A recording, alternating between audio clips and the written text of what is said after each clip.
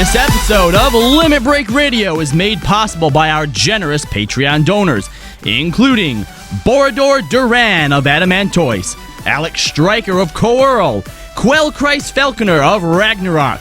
Thank you so much for your support. If you want to support Limit Break Radio, visit patreon.com/Limit Break Radio.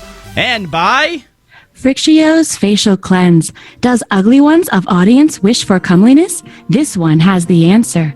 Purchase all-natural Frictio's Facial Cleanse. Using only the freshest ingredients from the 12's Wood, facial cream will turn ugly one's sand skin into silk skin. Mixing together, marjoram and mugwort combine to exfoliate ugly one's face. This one promises the best results or your gill is returned.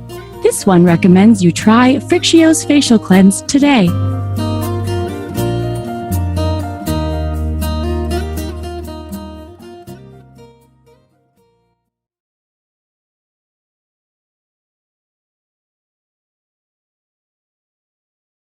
Live from Eorzea.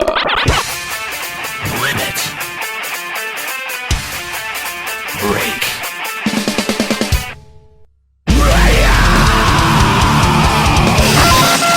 With your hosts, Unhero. Now behold the horror you have wrought. Kahlo. I said don't take your clothes off. Juxtaposition. I don't get it. Ascalia.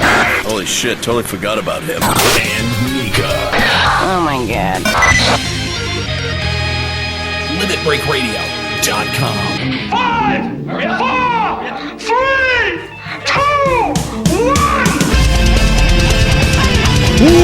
Welcome to Limit Break Radio, episode number 101. Thank you guys for joining us. Excited to have you here. Twitch.tv/Limit Break Radio. We start now at 4 p.m. in the afternoon. Thank you guys for joining us at our new time. If you're listening on the podcast, you can join us Sundays at 4 p.m. here at twitch.tv/Limit Break Radio. Joining me, of course, we've got our crew, Kahlo. What up? You suck. Excuse me. I don't know. Wow. Fuck you Juxta. too, man. Threw up in my mouth a little bit. Go away. And Nika, I don't even want to hear it. Hi, Samurai. No, shut up. Stop it. But, of course, joining us today, we have a special guest sitting in for Ascalia for, I don't know if he's going to stay the entire show, but at least joining us here at the open, we've got Prince Klari. What's up, man? Clary. Whatever. It's Klari now. Prince Klaridon. Klaridon? Illiterate putzes. Says the role player. Of course you would think. Oh, He says it in character. Read a fucking book, you lepton. Like, I don't know. Wow. Anyway, That's accurate. Welcome to the show. Thank you guys for joining us. You can join us live in Eorzea. That's at the Goblet 5th Ward, plot number 30. Let's switch it on over to our Eorzean studios. I want to thank everyone who's joining us live right now. If you'd like to join us, wave to the camera. Dance on the dick stage. Do you like my samurai cosplay? The dick stage. Excuse me, that is stage D. Thank you very much. What's the D stand for? What do you mean? It's the 4th stage that I've made. Dick. No, I don't. Wow. Wow, you are vulgar, sir. Is he wrong, though? Are you going to tell me that in the squirrel closet? Is he wrong? That's not a butt plug on the stool? Oh, it so is a butt plug. Oh, yeah, that's definitely a butt plug in there. Actually, that's the squirrel punishment device. Oh, okay. Butt plug for short. Sure. Can we figure out an acronym for butt plug? That, oh God, that actually spells out Skirl. Skirl's punishment device or something. No, just Skirl. Oh, just anything for butt plug. Yeah, I see. anything. Oh, Yeah, that's yeah. a lot of words. it is. That's a long acronym. Yeah. You got a lot of work ahead of you. Like I'm my not dick. doing it. Someone do it. Somebody do it. Someone smarter than me do it, because I've got a show to host. Welcome to the show, guys. Thanks for joining us live here at twitch.tv/Limit Break Radio. We're happy to have you along. A lot to talk about, of course. We're going to take your calls. Limit Break Radio on Skype, 810-515-8715, limitbreakradio.com/Discord to call in. We'll talk about whatever you want to talk about. The announcements at EU FanFest, the announcement of authored Red Shut up! No, we're banning all samurai talk. From this show. You can't ban samurai talk. We talked about it. We talked about it so much last episode. There was so but much last talk. episode doesn't count because it wasn't a numbered episode. It was amazing. So if people did not listen to the FanFest specials, they are listening to episode 101. The feedback, you should see the feedback that we got from those episodes. They were like, we get it, Samurai, move the fuck on. We don't want to hear anymore. Except how many people in the chat were like, this is going to be the Nika's Right episode, and I'm so excited. Nobody gives a shit. Tons of people. No. Tons of people give a shit. No. You're just salty because I was right and you were wrong. That's all. I don't remember being wrong about anything. I remember making fun of you on a level that bothered you. You're stupid. Okay, so Samurai's not coming. No, I called the Sam Raimi hint stupid, which it still is. It doesn't matter I agree it was stupid. It doesn't matter if it's right or not. It was fucking dumb, and I'm gonna stand by the fact that it was fucking that's to make fun of Yoshi. I agree. That was a stupid hint, and he could have given a better one. Yeah, but you clung on to that like a life raft. It doesn't matter that it was. It doesn't matter that it was right. I don't care that it was stupid. It was absolutely right, and I'm absolutely happy. Prince Klari, come on, man, back me up here. You even have a samurai sounding name. Samurai. Mary of the Samurai. Oh my god. His face Prince, right back me up here. What are you talking about? Back me up here. This is so overrated, There's not overblown. one samurai with the name. Whatever. I don't care. Thank you. I don't. Whatever. His face when you said that was great. I was excited about samurai until just that moment. Anyway. Whoa. Not cool, man. I get it. As soon as Nika gets excited about something, it kind of sucks the ruins everything. Excitement out of everyone else. Except I'm the most excitable person on this entire show, so it you know only what, guys? adds excitement. I'm actually gonna go with Nika. I'm really excited that she finally gets the main tank as Samurai for her raid next Oh wait, how's that gonna work out? Oh, that's what you're gonna make fun of me of? Oh, okay. No. I'm what I'm gonna make fun of you on is eventually how bad it's gonna be and how just in terms of the DPS structure, it's gonna lag behind everything else, and it's just gonna suck, and you're gonna be mad. Or how about the fact that anytime a piece of gear drops, I'm assuming Senpai gets it first because it's his main, and you're still a tank. He doesn't want to switch to samurai. He doesn't what? He's a monk for life. I know you guys are sharing gear. Yeah. Yeah, you're gonna be competing for gear now. You didn't miss that, did you? No, I saw that. So you don't think that that's going to end up causing some issues? I don't think so. Oh, really? You think my relationship with my husband solely depends on our raid gear? Well, I'm going to say that it might be a pretty big component of it. I'm just going to go out on a limb. And if it isn't yet, it will be. Also, see, it hasn't been an issue yet, Nika, because you haven't had to compete for gear. Now, I don't know. I mean, I wouldn't call it competition. I guarantee you, Senpai's going to get all the gear. But now what we're going to have to deal with, because he's a better player. Yeah. Now what we're going to have to deal with. We're going to have to deal with her bitching on the show that her samurai is still like item level 270 or some bullshit like that. Yeah. I could see that. We will see. Also, it really depends. Like I didn't hear a denial. I will say I am conflicted because samurai is not a tank, and I know you're going to laugh at me about that. I know it, but I don't know if I can switch away from being tank because I love tanking. So we'll see. So like, it will definitely to enjoy it. Samurai will. No, I play monk often enough that samurai will replace monk as my main DPS. So I just don't know if I can replace paladin or not at this point. So if you're raiding, you're not gonna do the same DPS as a samurai. So should you really switch? Listen, Nika. This to me seems to be a very parallel situation to an experience you had in Final Fantasy 11. Am I wrong? What are you talking about? Because you never got to go samurai to the things that you really wanted to go to. I never got to go to paladin to things. FF11 was very different. FF11 was like if you were a raid leader or you were a link shell sack holder, you got all the relics because people would feed you stuff and give you stuff. If you were anybody else, you were forced to play a healer. It didn't matter. So, like, I was forced to go as red mage to everything because I had red mage. Just sounds to me like we're different. getting the job that you wanted, but you're not going to be able to main it. Are we back to drowning? Are we back to drowning Nika like a puppy again? Oh gosh! Holy shit! No, somebody made a drowning puppy joke on the No, I know that's Miri Kennett, but the voice. Oh, the voice. Oh, that's gonna haunt my. That kind of sounded like the Sylph voice. It kind of sounds like a samurai to me.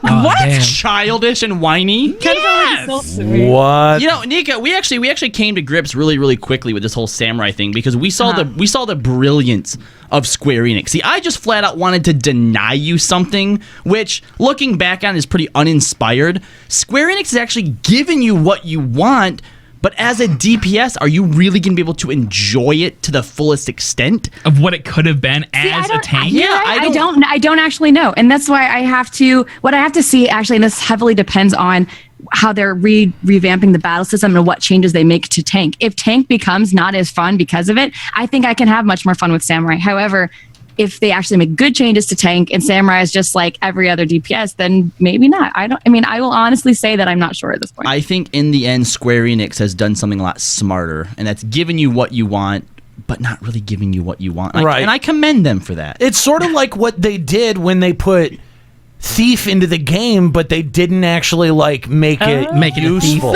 Yeah, Dude, Ninja's fucking Square awesome as Enix shit. is the master of the subtle troll. Like they really are. I really do think that they listen to the show and they go, you know, that they have an understanding of what's going to happen. Please help me. I'm on Nika's rape Sam BDSM dungeon and Harambe is having his way with me. Send help feels bad, man. Oh God! Okay, that voice is really creepy. You know Oh my god. And You know I have what? the donation box on my screen too, so it's echoing and it's even creepier. I have to give it to Mismatcher. I thought that was Thor Carson that just did that one. Ugh. Damn. I feel dirty. That is so unbelievably creepy. Juxta, why did you change the voice again? You're welcome. No, that's horrifying. I know. You're welcome. Because that voice also sounds like they're teetering on the edge of death. I mean, like, is the name of that voice Grudge Girl? Like, I don't understand. No. What is it? Justin. Justin? Oh my god, he has a name. Like a boy's name, Wow. Justin? Yeah. That's definitely a girl's voice. No. No, Nika would know. Okay, well, be nice to Justin, okay? Jeez. That's a girl's voice. There is no gender here, all right? I'm just saying Nika would know because apparently she has him strapped to her rape boat. Is that what it said? I don't know. Some kind of rape Dungeon. Yeah. BDSM. I think we need to ban Justin from the show because that is too much. It's too much. Yeah, It's too much. I think it's kind of funny.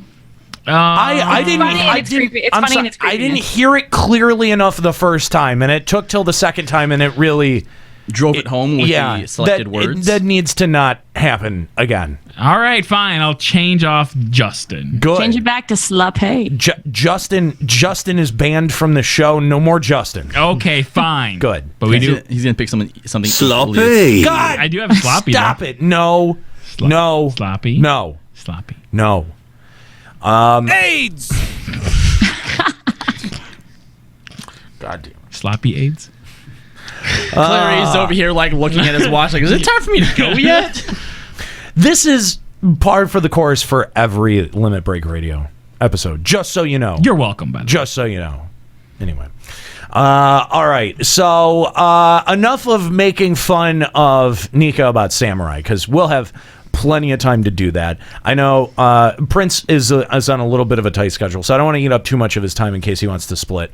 But we got to check out what's going on in FF14 news, and oh my god, this may be my favorite FF14 news segment we've ever done.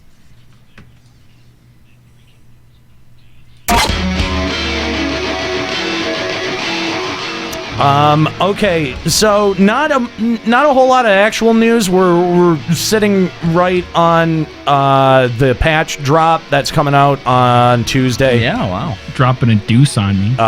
Servers go down tomorrow, One right? of 3.55 patches. God, stop. Yeah, it's so Stop. stupid. I'm like 55A, 55B, 56, It's Jux's favorite thing. 5 butthole 7, 12. A, B, C, D. It's getting ridiculous.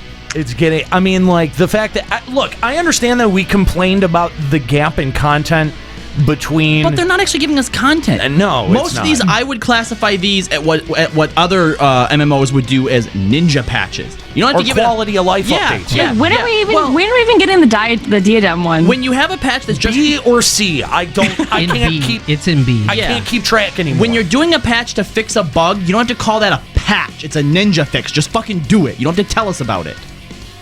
They want us to know that they're actually doing work. Look at us, guys. We have so many patches. Anyway. So we know that's servers go down Monday for that, but that's not the I wish that was news. It's not. Oh, there's the Proto Ultima thing. That's I mean, Is that coming before diadem or during? Yes, I think it's in it's this coming patch. in this. So coming it's up. not attached to diadem like we thought it was going to be. Right. So There's some kind of news. So that's cool. So Totally. this week we talked about this a little bit on one of our previous episodes. There is a TV show that is being developed based on FF14, like Daddy of Light. Like those really cheesy Japanese schoolgirl dramas that you see with their like. Whoa, everything those super exist? dramatized. I mean, not that shit. Yes. No, they there's do. no furries in that. Yeah. Sorry to be disappointing. We know how much you like furries. Anyway, so yeah, we talked about this, and Nika swore up and down that this would be father of It light. should be. The kanji they used is father. It should not be daddy. Except someone in translation was like, "This is fucking stupid," and it's more befitting to be called Daddy of Light. Someone. I still refuse to believe that this isn't a Limit Break Radio Have reference. you put this kanja into Google Translate, Nika? Does it come out as father? No, Oto-san is the word for father. Yes. Did you Google Translate it? I want to see. Teaches I her want for to see a Google translation. I took Japanese. I know it. Anyway, Weeb. Google is smarter than you are, Nika. So this week we actually got to see. Is this the trailer? The intro? I think it's the intro. It's the It's intro to the opening Yeah. to Can we? to Daddy of Can Light. we not? No. Can we just not? No, there's You no gotta way. watch it. Yeah, there's no way to not Watch it. This was like pennies from heaven. This was amazing. I can't even describe to you. My expectations for this was so low that I can't even describe to you the glee that I watched this with. Well, let's see it. Fine, show us your glee hole. Oh, it's the crystal. Get a little crystal. It starts with It's a little cute. crystal. I like old school Final It's Fantasy. an ugly crystal. Now it's Heidelin. Oh, there we go. Oh, the music. Oh. What does that say? Oh, okay. What does that First say? of all, if you don't get the douche chills, the cringies off of that intro music hit, then you I'm digging it, have been watching way too much anime. Way too much anime. Oh my god. Does this make my balls retract into my body? Ugh. I am digging this. I'm not gonna lie. Shut up, I will Nika. totally watch this. Shut up, Nika. Oh my god. This is like everything I've ever wanted in a cheesy Japanese drama. Just this time it has the game that I love. You have I will really. totally, if you I will totally wanted watch this, you have This no is taste. no. This is. I didn't say that I wanted this, but Okay. I will definitely watch it. I'd like to point something out. Boo! That was a terrible insult, Klari, and he's usually really point on. So for him to kind of stumble and come up with just nothing, like you can tell how mind boggled he is over your tastes, Nika? I don't know. Seriously, it's not something I ever asked for or ever would have wanted in my life, but because it exists, I will totally watch it. Daddy, will you watch this with me? Nika, you can. I will give my full review and I will put it on our blog. Nika, you can no longer ever, ever try to claim that you're not a weeb. Oh my God, Eyes Maggie in our chat just said it best. Nika is the Meg of the LBR family. Oh my God, this makes you Meg. How can you possibly defend this? This is horrible. I thought it was really cute how their faces then turn into their characters' faces. We haven't even got that far. Oh no. Let's let everybody watch it. It was only 30 seconds long. I know. I'm getting the most hate out of this that I can possibly muster. I didn't realize you paused it. I watched the entire thing before I started commenting. I am squeezing every amount of vitriol that I possibly can out of this. Okay, then keep playing it. The audience will love it too, I promise. Like an old salty jizz rag. We're gonna go through every possible fucking cringeworthy moment of this, and you will be cut by all the hard, crusty pieces. And I am going yelling. I don't know what we're yelling about. Oh my God! Push play, so and the audience bad. will love it too. I promise. We're 15 seconds through it. That's exactly where we're at. You literally paused it the second the music started. The second it said Daddy of Light. That's how far we've gotten onto the stream. We haven't made it any farther than that. I didn't even start talking until the video was over. I figured you guys had finished it too. It's that short, guys. Oshi Hydra, he's way past the How do you judge it from this short of a trailer preview? All right, look, Nika, obviously he's watched the whole trailer already. Don't be fucking stupid. No, I know. So how can you judge it? How can you judge it from 45 seconds of a trailer? By the way, it's 15 seconds, and all I needed to hear was that opening yodel hit, and I knew that this was going to be a train wreck of epic proportions. There's no way. Look, I'm gonna go back. We're gonna listen to this music hit one more time. I'm gonna rewind it to 10 seconds. This sounds like a fucking dating sim, Nika. Shut up. If you look, Sloppy H, Daddy of Light, Sloppy H, Pyro's Shite, Sloppy H, Sam's Delight, Sloppy H, Weeaboo's Unite, Hash, Nika Pied Piper, Weevil Right. God, it's like Thor, that was so good. The rhymes was amazing. Awesome. Sloppy. That was very funny. Why is it still on Justin? Yeah, that's so creepy. Take it off of Justin, please. Sorry, that was my mistake. Okay, I will fix it just in time. Oh my God. You know what? The only reason it's still Justin is so he could use that fucking pun. Maybe. I mean, you're not just wrong. realized there's vocals in that music. Did you hear them? Oh yeah, we'll go back. Let's go back again. Let's go back again. Well, we can do this all day. It's that bad. You mean good? It's like yes. Oh my God. Let it play this time. It's the worst. I mean, like. But look at that Eorzea map. It's cute. Let it play. We're not that far. Nika, we're not to the map yet. You're way. I paused it at 20 seconds. Yeah, we're at 14. We haven't even made it past 15 yet. Okay? Listen, you're making it way too far. You're way too enthusiastic about this. Yes, I am. I totally am. If this didn't make how you guys made have it. never watched one of those cheesy dramas just like a guilty pleasure? This shit is a weeb trash can fire. That's what the fuck this is. I'm not gonna. You're most likely 100% right about that. But the thing is that this is the kind of shit you watch when you're depressed and alone eating ice cream in your bedroom, and it's a guilty pleasure. Nobody fucking does that, Nika. Yes, they do. No, stop. That's wrong. They do all of that before they slit their wrists in the bathtub. Okay, that may be fair. But for me, when I'm depressed, I just watch Faces of Death, and then I feel a whole lot better about my life. Because I'm not that guy.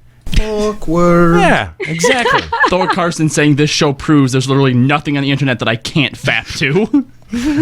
I'm honestly, how you don't bail out at that opening music hit. It's cute. No. Push play. Push play. It's like the worst like bare naked ladies like cover song. It is. It's fucking awful. Ooh, get hype. Awful. Are they gonna have a subtitle version? Let's see more. Let's see more. Do we really want to see more? Yes. Yes, we do. If you Yes, don't- we do. I'm sorry. Go. If you don't bail out at this point, I'm taking away your man card. Which Nika. I'm not a man, so. Well, but you are Meg. We're taking away your row card. Yeah, you're a Rogadan, so you have a penis, and therefore we have to take away your Rogadan card. What? Don't question the logic. It made sense to me. Yeah, I totally got it. Okay, push play. The yodel It just repeats the yodeling? It does. Oh, God, is this bad? All right, finally we are. Well, again, the Game of Thrones Oh, style. stop. What's this in Gridania? Wait, what did you stop at? It takes place in Gridania. It takes, yeah. Oh, yeah. So why not? Oh my the start. I God. mean, his dad is starting a new character. so Those he's two are gonna gonna start. bang, right? Because they're looking Oh at my each other. God. No, Oh, yeah. it's father and son. It's No, father and no. son. Wait. No, his son's the cat girl? Oh, Yeah. of course he fucking is. Of course he fucking Yo, is. I didn't raise no cat girl. I think he is, Oh isn't it? my All right, God. There had better be a plot point somewhere in here where the dad comes onto the son before he realized, like, It has to. yeah, because he has to have that like moment, that moment of realization that we all have, where it's like Look at none this. of these girls are Look at actually this. girls. Look at this. There's no way that they don't fuck. There is no way. Look at the way that these two characters. Game of Nero. There is no. Look at the They're way. gonna have an ERP session. Yes, right. this is exact- Where that is the exactly dad's what's gonna super happen. into it, and the kid, in like perfect weeb fashion, like feels guilty about it, but he's conflicted because he also really likes it. I might even kiss a dude. Exactly. Look at that. Look at it. There's Only no if way. they're on Belmont There is server. no way. Of course How are they they are. not on Belmont? Except it's in Japanese, so I really doubt. How it. are they not on What's the Belmont? what's the Japanese RP server? I love the smell of queef in the morning. Why? Why does that drop exist? Look, this is, I can't. Oh my God. Listen. Can you even? No, I can't even put. It can't even. There's no more words that I can apply to this. It gets better. I know it going. does. I've seen all of this quite a few times because it's funny. This is raw for me. Are you playing it or are you still like Oh no, we're making fun of it, Nika. We're making. you're every staring at fifth- one frame? Every 15 seconds is 15 minutes on LBR. How have you not understood this bit yet? This is how the world It's works, hard for me Nika. to keep up with you. I'm trying to figure You don't it out. have to keep up. Yeah, you don't worry I about need it. to because I have to defend you're attacking it. I need to be the voice of reason. It deserves to be attacked. Yeah. This shit is horrible. No, you're not wrong, but it also deserves to be defended. So Nika, stop No. it. Really? Nah, I don't, Come on. I'm not sure that applies. it needs a fair shot. You got to give it a fair shot. This is inexcusably horrible. This does active damage to your fucking product.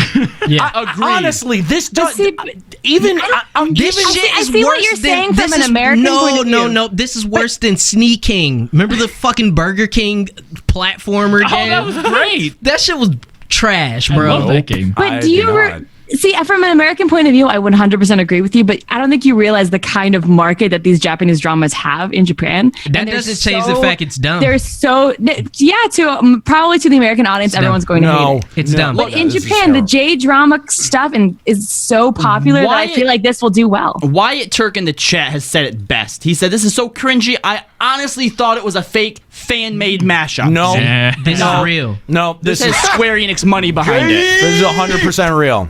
I guess. All right, let's. More. There's no way that they're not fucking banging. That's, No, look, this is two Prolonged shots. eye Two contact. shots. Two shots. Prolonged eye Two. contact. That's two Listen, shots hold on, back hold to on, back. hold on, There's hold on. no way. Hold on. Look at this. For Look at this. anybody, Okay. pause it. Stop it. Pause. Oh God. Oh no. I'm getting an extremely gay vibe. I was gonna make a comment, but fuck everything now.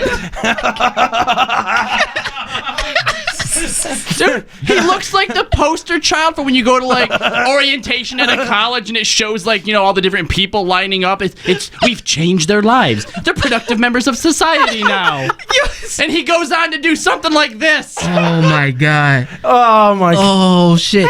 Just go back. Go back like 2 seconds. Okay. Go back. All right, we'll go back. Go back. All right. So anybody that's ever fucking been to film school or took a film class will tell you that is how you shoot people who are about to fuck. Yes. So you got a two-shot. They're gazing longingly into each other's eyes. You can't. There's not that many animations in Final Fantasy 14.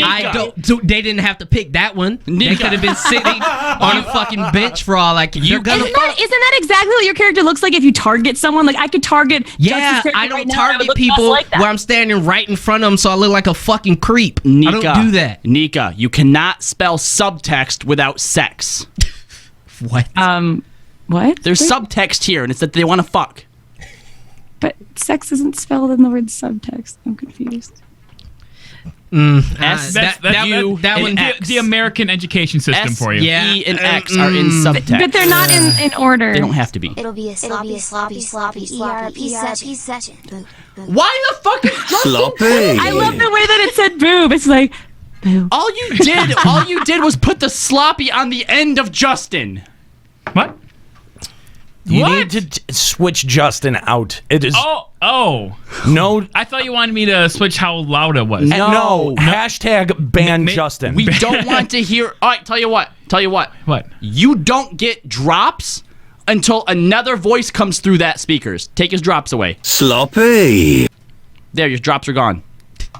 Until a different voice comes through those speakers. Let's move forward. There's more to unravel here. We've gotten through 26 seconds of the 1 minute and 7 second trailer. It gets even better. All right, let's keep going. I guess. Wait, where is he? Where? Because is that a door or a water heater behind him? That is a door. That's also just a lone, empty, sad hangar. Like this looks like they took this footage in the studio. No. What this is? That's not a normal door. He's at school. He's wearing a school uniform. He's not. Nika, shut up. This is his bedroom. Oh my god. This is his bedroom. It's got one of those big like hanger things like you'd see in like a changing room at a school. No, Nika, nah. This is clearly his bedroom because this is the one and only piece of clothing that he ever has to wear. Right? Oh my god, no! Look at the door. He only look has. at that door with the big metal things that rotate. Right? Yeah. No, it's just he just lives in a. I work at a fucking school. I know what a school door looks like. He just. You don't work in Japanese school. Oh my god! Triggered. It's a school. Damn it! I've been to a Japanese school too. Jesus fucking Christ! It's a school. Holy shit! I don't think we've ever heard Nika like this before. This is fun. I like it. I love the triggered animation. Oh, that's cute. Nika gets. I'm going to do this more just for the squall animation. Nika gets the trigger animation. All right, back to the video. No, this is clearly his room. He just lives in the saddest place. He lives in the school. All right. It feels like I'm dying inside. He lives in a place where the walls are all cinder block. He only has use for one clothes hanger, and the door is clearly an industrial door where he's locked in at night. Oh my god. He's clearly strung up by his feet, and we know that he has a difficult relationship with his father. So I'm going to go out on a limb. I'm going to I'm going to go out on a limb and say that when he's strung up by his feet at night, his father comes in and takes an entire box of cornflakes and throws it flake by flake at him to feed him his dinner. And that's the only way he has to eat. Oh my god. There's empirical evidence to support this. That is what this room setting tells me. That is, all I'm doing is extrapolating details from the setting. I'm applying all the knowledge that Dark Souls has ever given me. I'm so hard right now.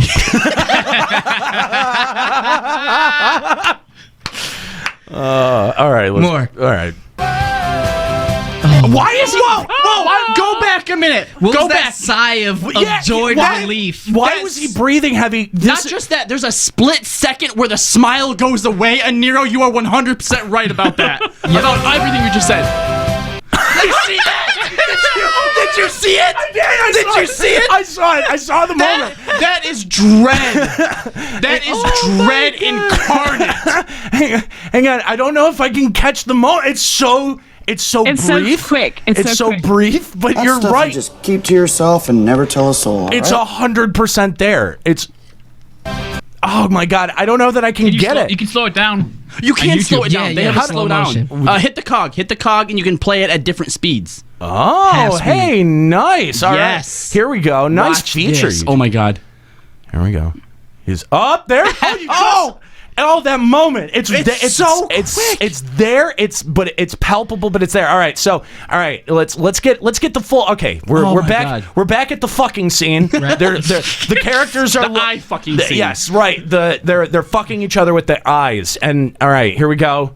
Oh. Then it's like, hey, Dad, Here we everyone go. to fuck. All right. And then he comes in the basement and he's like, you all right, do? there's that sigh. And then it's going to give way. There's the dread. Oh, my God. Oh. You saw it, though. Yes, that's There's right. a definite dread there. Oh, absolutely. We've all felt that before. Oh, yeah. Oh, yeah. that awkward weekend with the uncle. Yeah. And now here he is. This is the same guy. Or was that the father? That wasn't the father. No, was it? No, this is that's the same that's guy. the son. Is the Now same he's in kid. his bedroom. See the bed and the dresser with the trophies We know in the what the fuck background. a bedroom is, nigga. Yeah, no, apparently you don't because you think a school is a bedroom. So if you fuck, think man? that's a bedroom. Okay, here's this is the bedroom. father's bedroom. That's not his bedroom. right, Really Yes, quick. it is. He's flipping. He's got his Nika, freaking computer screen in front of him. no. He's playing 14. Obviously, this is the apartment that witness protection gave him after Oh my he came God. out about his dad Guys. touching his butthole. Guys, let's not make. What the hell is wrong with you? Let's not make fun of Nika. We need her here. Nika, can you please translate this moon speak for us? Yeah, what does that say? Come on, you took Japanese. Yeah. Come on, quickly. Apply it.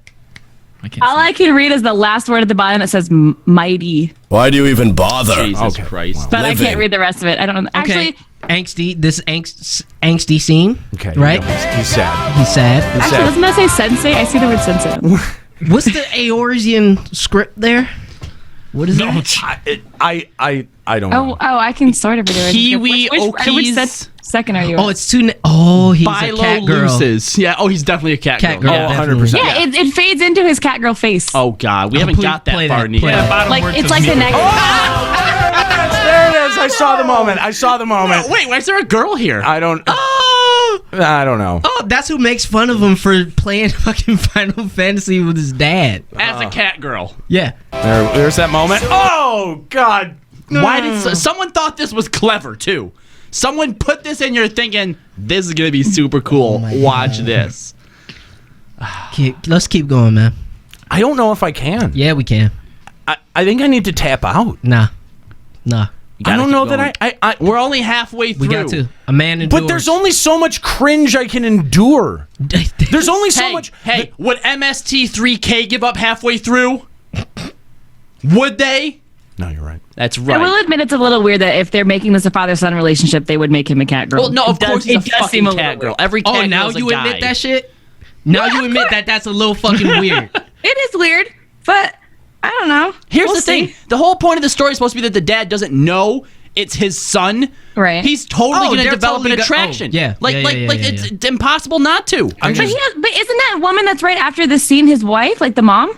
They're all gonna fuck. Which is all the more So why would he have reason- an attraction for an online cat girl when he's Because married the to a woman? spark is gone, Nika. They've had a child. No, this is the spark. We're talking about the spark being gone between a father and son relationship, not his wife. I don't have a spark. No, I don't have a spark with my dad. There's no sparklers All right. anywhere. I don't spark with my dad. I see him, I shake his hand, I say, "What the fuck's up?" I go home. And You know he just was gay, right? And just because you don't have a spark with one member of the family doesn't mean it's perfect with everybody else. Okay, this is a despondent family here. But that's not what this game is supposed to, or this movie is not supposed to be about the relationship with the wife. It's just the son. You So can the wife- still draw parallels, Nika.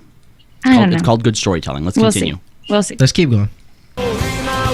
Okay, that's probably the wife of the Whoa! Go back to the salary man. Yes, this Go guy. back to the salary This guy. man. That guy gets it. This guy gets it. This guy is us. This is the Greek chorus of the entire show. He's looking at this whole thing with as much horrified bemusement as we are. See, the dad's at a bar right now telling this dude about his adventures in Eorzea, and this guy's like, what the fuck is wrong with you? Oh my God. A cat girl. He's like, you maybe I'll realize try it's it probably your son. No, it's not my son. My son's a douchebag, and me and this cat girl have something special, okay? Oh my God. I'm going to ask her to be my in-game wife tonight. You ever seen a grown man naked?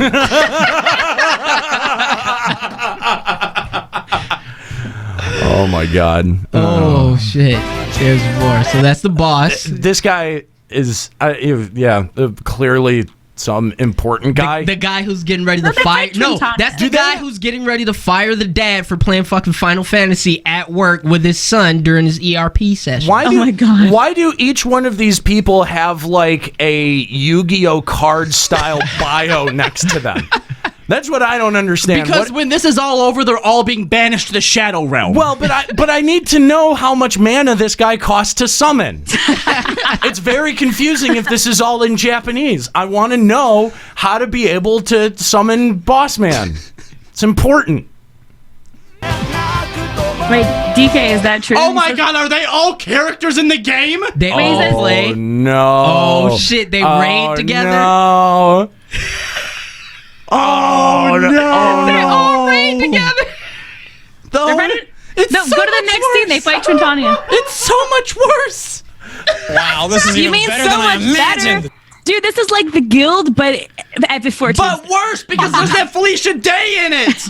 Oh my God. Yeah. My shit. Holy day. So the little cards are probably like what job they play. And Their shit. character name, where they're from. Yeah. Oh damn. Can we go back and guess what each job and race each person go is? back. Do it. Go back. Okay, all right, we're gonna back up here. We're back at I'm the looking at midway the point. we're back at Cat girl healer. all right, Cat girl healer. all right, so The mom's obviously a Lalafell, right? Obviously. Yeah. All right. Obviously. And she's a healer of some sort, probably a Look at white that mage. screenshot and see what jobs are in. Probably a white mage because I don't think that being the mom that she can like get into the more advanced jobs like scholar and and astrologer. White mage, Lalafell. all right. Now we've got This is probably the girlfriend. She's too boring to be anything. So Or the mistress. She's a higher, because she's boring. She only does missionary style. And job, I feel like she'd need to be a healer too, but could she pull off? She would probably be like a dragoon. She's probably a No, dragoon. she's a scholar, but the fairy does all the work. This is clearly the girl next door. This is like the Winnie Cooper of this series. Like You're gonna give her that much stock? No, I'm just saying. Like there's nothing is ever gonna happen with. She's just there to make the audience pay attention to the hotness on screen. That's fair. Because he's never gonna fuck her because he's fucking his dad. That's right. Right, exactly. Right, he's getting it at home. It's a little bit more Twin Peaksy than you think. I gotcha. Right. All All right. right. His penis, he can do whatever he wants with it. That's right. Okay, this guy. Oh, he's a war. Tank. He's a war Yeah, tank. tank. He's the tank. He's the dude who actually gets everything, right? Like, he's your ace player, but he can't progress anywhere because all his friends around him are total shit. fucking idiots. Yeah. Okay. Yeah. I'd buy Race? it. I'd buy it. Probably a Rogadin. Because look at him, he's Or so a Highlander. skinny. Yeah, I can see. I He's can so see Ro. skinny that he wants to fulfill that big muscly fantasy that he Are has. those dude bros Highlanders? No. I don't know, man. Nah. Rogadin. Yeah, I'll give Rogadin. Rogadin warrior or a Highlander. I could see Highlander. I could see Highlander. Yeah. Okay. Male rogue. Max height. All right, Boss Man. Who's Boss Man is who? Dragoon. He's Dragoon. Yeah, he's the He's DPS. the guy that sets up the raid, so he always goes DPS. He's the carry. No, he's the machinist. He's the carry. Yeah. He's clearly the guy. Like this is. He thinks he's top DPS. Right. Yeah. But he's garbage. He's an Eleven machinist. Oh my He's Skuro! He's Skuro! That's what he is. He's Skuro. All right, yeah. Someone who's completely just totally self-unaware and thinks he's the top DPS. And but in real life thinks he's classy and drinks wine. Right, Yeah. but in actual real life, he can't figure out how to work ACT for his fucking life. So he wouldn't even know if he's top DPS or not. Right. There you go. It's I like terrible. that. What race is he? Catboy? Nah. Ellison. Easy. Ellison for sure. Like the hoity-toity. Yeah, looking What does ones. that mean? Yeah, I could see Ellison. What does that mean? Superiority complex, obviously. Yeah. Fair. Yeah. So if you look there, you can see what races there. Okay, the friggin' scholar is a Hold on, Rogadin. they're on turn 5. Yeah, now Yeah, they are on exactly. turn 5. Exactly. You don't know why? Because they're one of those link shows. It's like, hey guys, let's go back and do a level capped run of Coil. Well, because his dad is a new player and they're doing the entire game from the beginning for him. A whole group of people. This would never fucking happen. I in mean, real maybe life. because maybe those are like all his coworkers and his son's friends, and they're all like not telling the dad who he is to give him the ideal FF14 experience. No, because they know that the dad and the son are fucking, and they can't let that out in the game. Yep. Because they don't want to break up the raid static. Whatever. LOL T5 LOL T5 Scrub Lords. Fuck them. Well, maybe this takes place. Movies don't always take place in the present day. This movie could be taking place when T5 was the highest raid tier. Let's be real. Why would they even put that type of time qualifier on it? That's so fucking dumb. That's because not even it's good the easiest writing. one Let's make sure we write the game in between. I'll tell you why. Who the hell wrote 0.1 and 2.3? Who the hell wrote yeah, this? let's It's the do that. easiest one for them to queue up for in the game to take footage of without other people getting in their party. I will give credence to this theory only if the people who write the Flash and Arrow wrote this fucking movie. Ooh, I totally burned you. This is so inexcusably bad. All right, let's see.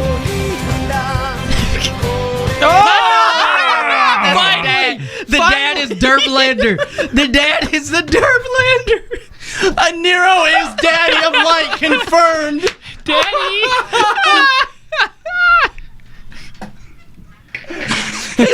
He looks like he's so uninspired. The dad didn't even create his character. He just said, "Oh, that's me." That's me. Okay. Okay. He looks. I mean, dads don't understand. He looks he's the living incarnate of Droopy Dog. Like, You're not wrong with dads that play games though. I'll tell you, my dad when he played Mass Effect, he's like, "Oh, I didn't know you could customize your character." I was like, "Are you fucking kidding me?" Like, there's such an in-depth character creator. He's like, "No, I just click start." And my dad's a gamer, so this guy for sure is not going to know how to change his character. Oh my! I'm actually impressed that like the people who wrote that might have actually like had that Put that thought. in mind, Yeah, yeah. they're like he wouldn't have customized his character. Yeah. Give him Derplander. Yeah. Oh, you need a He's raid. Paladin too. Because isn't Paladin like the first job? Gladiator, yeah. Yeah. First thing you There click. you go. That's what he is. And not to mention, he looks like he just saw his son's report card and there was a B on it.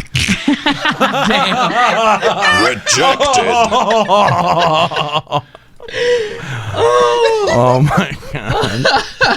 Arigato, racist. Oh my god, that drop has never been more appropriate. Holy shit. Tell me I'm wrong. No, I mean, it does. That's exactly what the face looks like. Oh my god.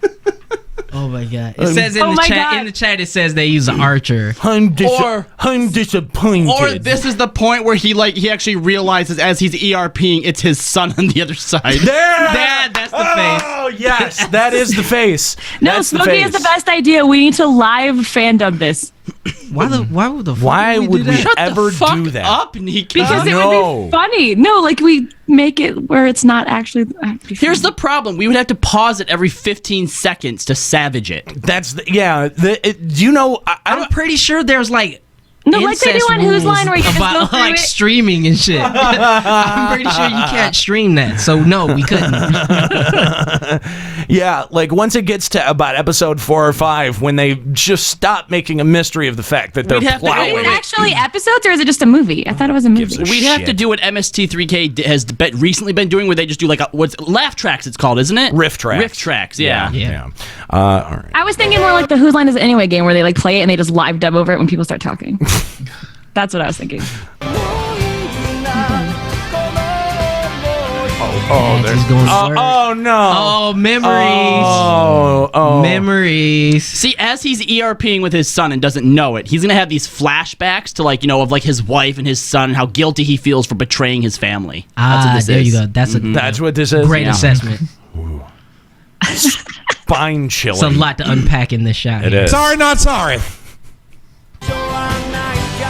You stand good. Oh, wait a minute. They are fucking. Hang on. fucking so bad. We need to back up because this is the third shot morph that has happened and none of them have been good. So here we see the father kneeling to his son playing baseball. Not soccer. Japan loves baseball. Baseball's all like right, the that's fair. national sport in Japan. Baseball and sumo. Looks like cricket. They're hurling baseballs. Just gonna let that hang out there. For Let's a second. go. No. Can we mute him? We need to we just mute him? stop. And we can mute him. Thank you. what? Whoops, that there we go. Definitely. You're muted. And I'm just gonna let that sink in with people. what you just said and how dumb it was. Or cock! God damn it. I thought you muted his drops. We didn't get a donation that wasn't Justin. No, the thing is that if I mute his drops, I mute the donations. Oh, okay. So yeah, he's muted until non-Justin comes through. That's right. That's fair. So let's dissolve get back here. to break it. Yeah. So this is already a very creepily composed shot. But no, this shot in and of itself is okay. I mean, it's a little nice. It's the dissolve that makes it weird. It's a little. I mean, I guess it's a little bit. Dads look at their kids like that. That's not. My dad's never fucking looked. No, at me not like that. not once, not ever, not ever. Never. Yeah, no. I'm just gonna say no. Nah. I mean, he's just looking up at him and talking. I don't see what's weird about this. I had an uncle that looked at me like that once before he took me to Uncle Touchy's nightmare basement. Look. I'm gonna agree with Norris and Nika a little bit here in the fact that if you just saw this picture somewhere and we didn't have any context for anything else, he's just teaching his son how to catch because he's a fucking girl and he probably can't. Okay. Right. That's cricket. God damn it! I can't double mute him. I can't. What do I do? What do I do? Anyway, no, listen, but it's not just. It's only not dissolve. creepy. Hang on. It's only not creepy in the context of that being a father and son. If there's any different relationship between those two people, that is utterly creepy. Think any random adult should look at a child that way. Obviously, we know it's father and son. No, I don't think you should look at a child that is yours that way. Right. That's a little bit You can't even suspect. see his facial expression. You don't know how he's looking at him. He's clearly talking to his kid that he loves. Like, that is normal. Maybe you're off like finger blasting I hope you guys never have children because you'd be the worst. Why? Oh, I'm definitely never having Nika, children. why is the son looking at him like, Dad, why are you this close? I could have heard you tell me to catch the fucking ball from 7 feet away. Like, the son is complaining about his dad's onion bagel breath. Like, Are you kidding me? I work with 5-year-olds on a regular basis, and I actually have to push them away because they like being that close to adults. They like having that love and that attention. Like, I'm telling you, like, this kid is not complaining about the proximity of his dad to him. I'm telling you right now. Those kids are Absolutely fucking weird, not. man. I work with kids too, and kids hate fucking adults. Period. What kind of kids? What's your job? Phrasing. Ooh, yeah. Kids. I totally missed that. Kids Seriously, do not like adults. I have kids that like run and jump hug me, and it's really, really terrifying because they almost knock me Yeah, they over. also think that you're 11, Nika. Yeah, they do. Kids don't understand age at all. but that's a kid doing something. Can we move on to the morph though, because that's where it got creepy. Listen, that's what I'm saying. The dissolve is the creepy part. Well, let's see. We have to pause it on the. Pause on it after the absolve. Yeah. There you go. So fast. They're It's hard. fucking near. This is ERP because that's the exact spot you take people to ERP. Not that I would know. I have friends on Balmung, I've been told. Kooky. That's definitely. I mean, no, legit though. I'm on Balmung. That's people are ERPing. Yeah, totally. Klari knows. I do. Inappropriate. I think obviously it's not intended that way, but they just chose the wrong scene to morph into another. they've chosen all of the wrong scenes. They chose the original one was obviously supposed to be a loving father and son, and they just decided that because the first scene is obvious, the second scene should also be obvious. But if you take them out of two totally different contexts, that's not what you Or get. how about the fact that the son's a girl in Eorzea? That is weird. Yeah. All right. And that she's wearing hot pants. Okay, when you're that low level, you can't glamour Okay, yet. Null Packet has corrected me. People on Balmung apparently ERP everywhere. Yes, they do. Well, so you weren't wrong. I wasn't wrong. Exactly. Yeah. Just you don't need to include. There's more. There's more to unravel here. Yeah, you don't need to include that part. That's fair. All There's right, more to unravel. What here. comes next? Map again? Are we done then? Is this this is the taking us? yodeling is back. Oh, is this like their? Was that like? Did they?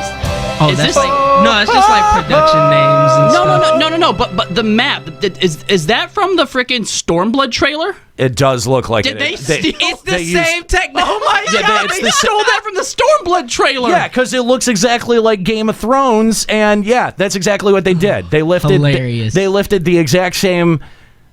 Oh, does that make everyone? when the show starts? Does anyone else feel really sad right now? Yeah. Yep. Yeah.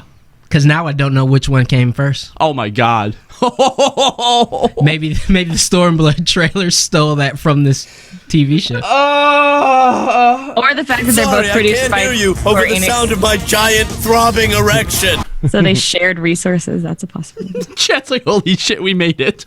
We gotta make that a drop. Can we watch that again? No. We can never watch that again. Ever again. Ever. We've tortured our audience with like 45 minutes of trying to get through a minute and 7-second trailer. This is what I'll do. It's nearly an hour.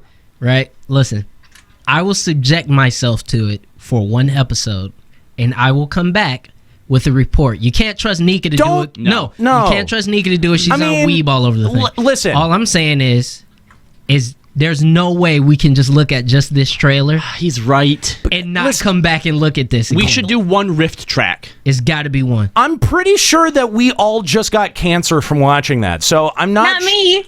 Nika, stop. See? Okay, but she's going to talk about it next week regardless. Nika's right. That did not give her cancer, but I'm pretty sure that was a professional courtesy.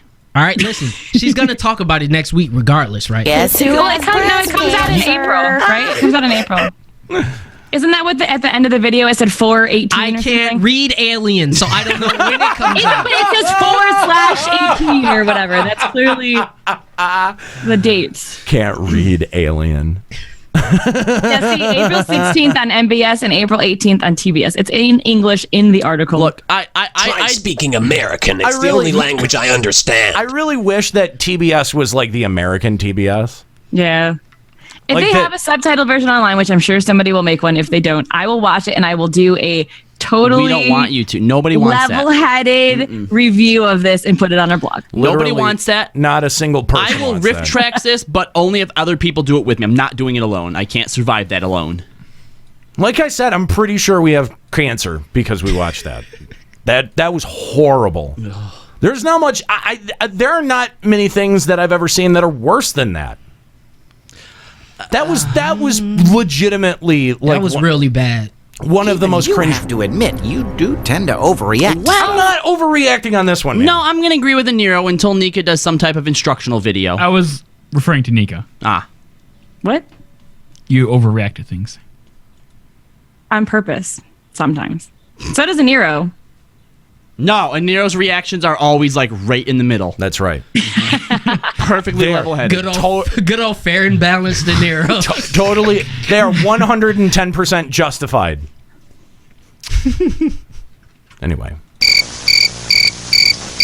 That's so loud. I know.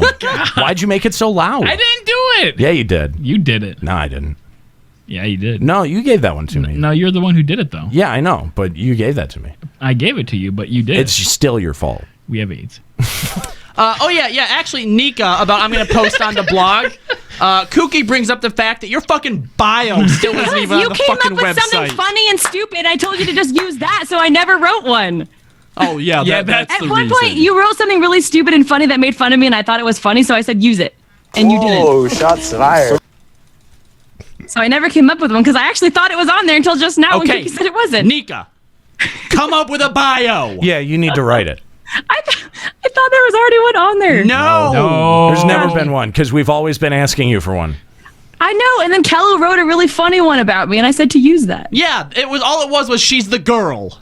No, there was more than that. But that was the punchline. Yeah, it was funny. Damn, that's fucked up. You're the girl. You're a punchline. I mean, that's what I am on the show. I embrace the role. I embrace it.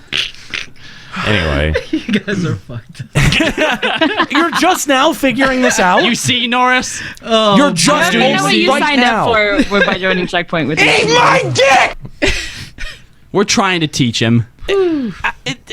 Your drop success ratio is at about like a 60% today. Juxta. Bam! No, you need to work on that. That's fallen. No. Fallen. No. Stop it. Hey, God damn it! Did you change Justin? By the way? Yes. Okay, good. I don't want to ever hear Justin again. That's not gonna happen. I'm gonna bust Justin out when you're least expecting it. No. Fallen.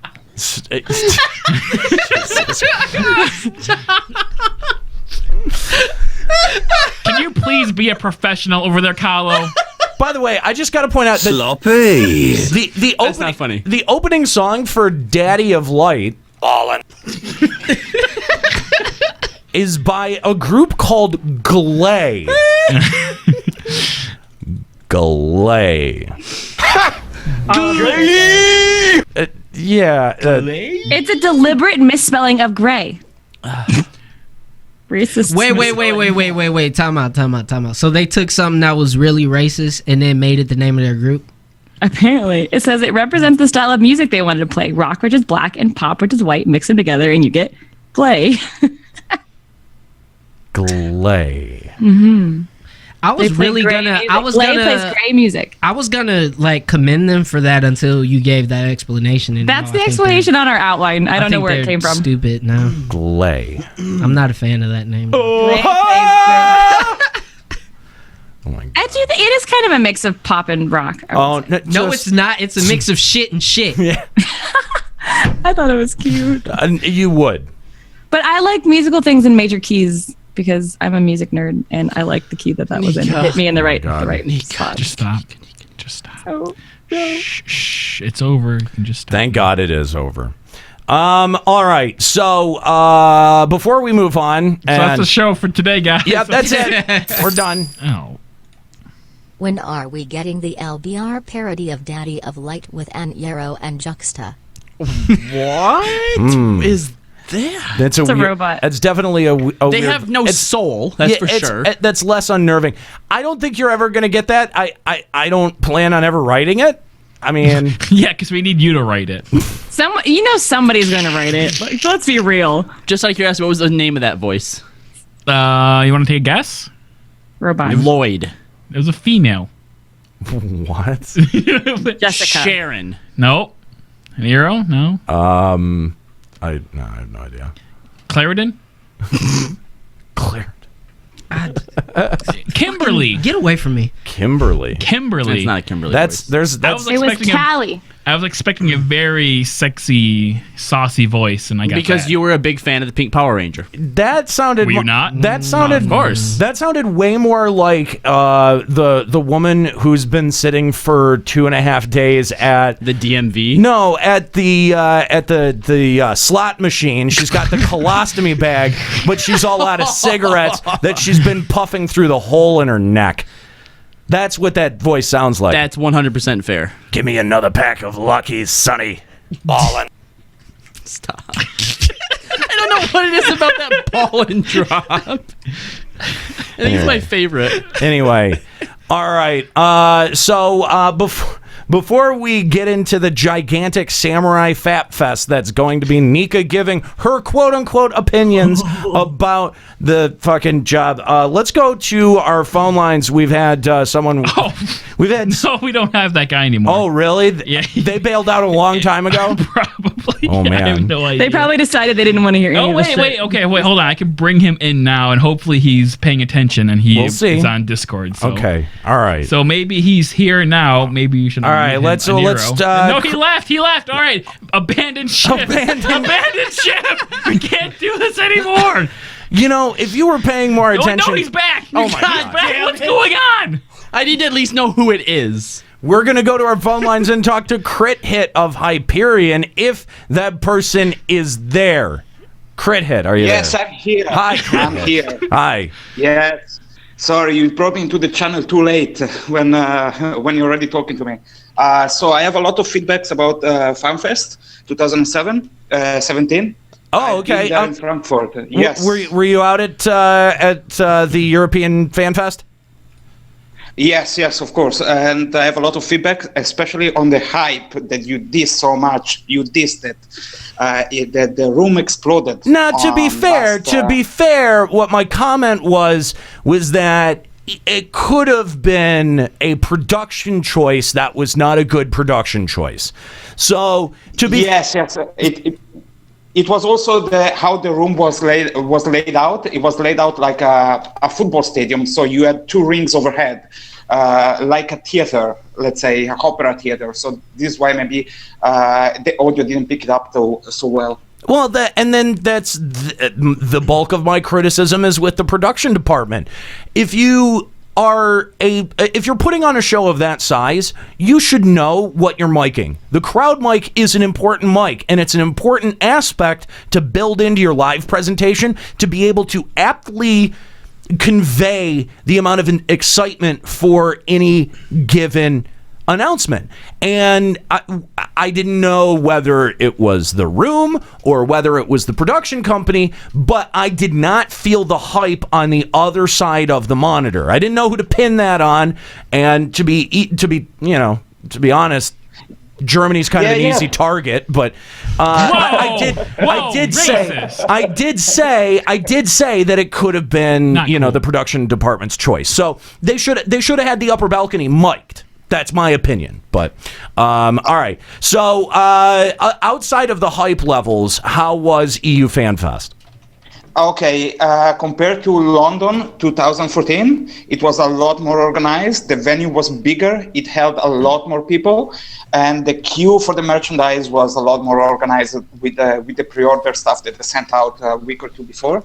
However, the merchandise was sold out. The big sellers like the encyclopedia or some DVDs or music CD, they were sold out like 2 hours into the queue.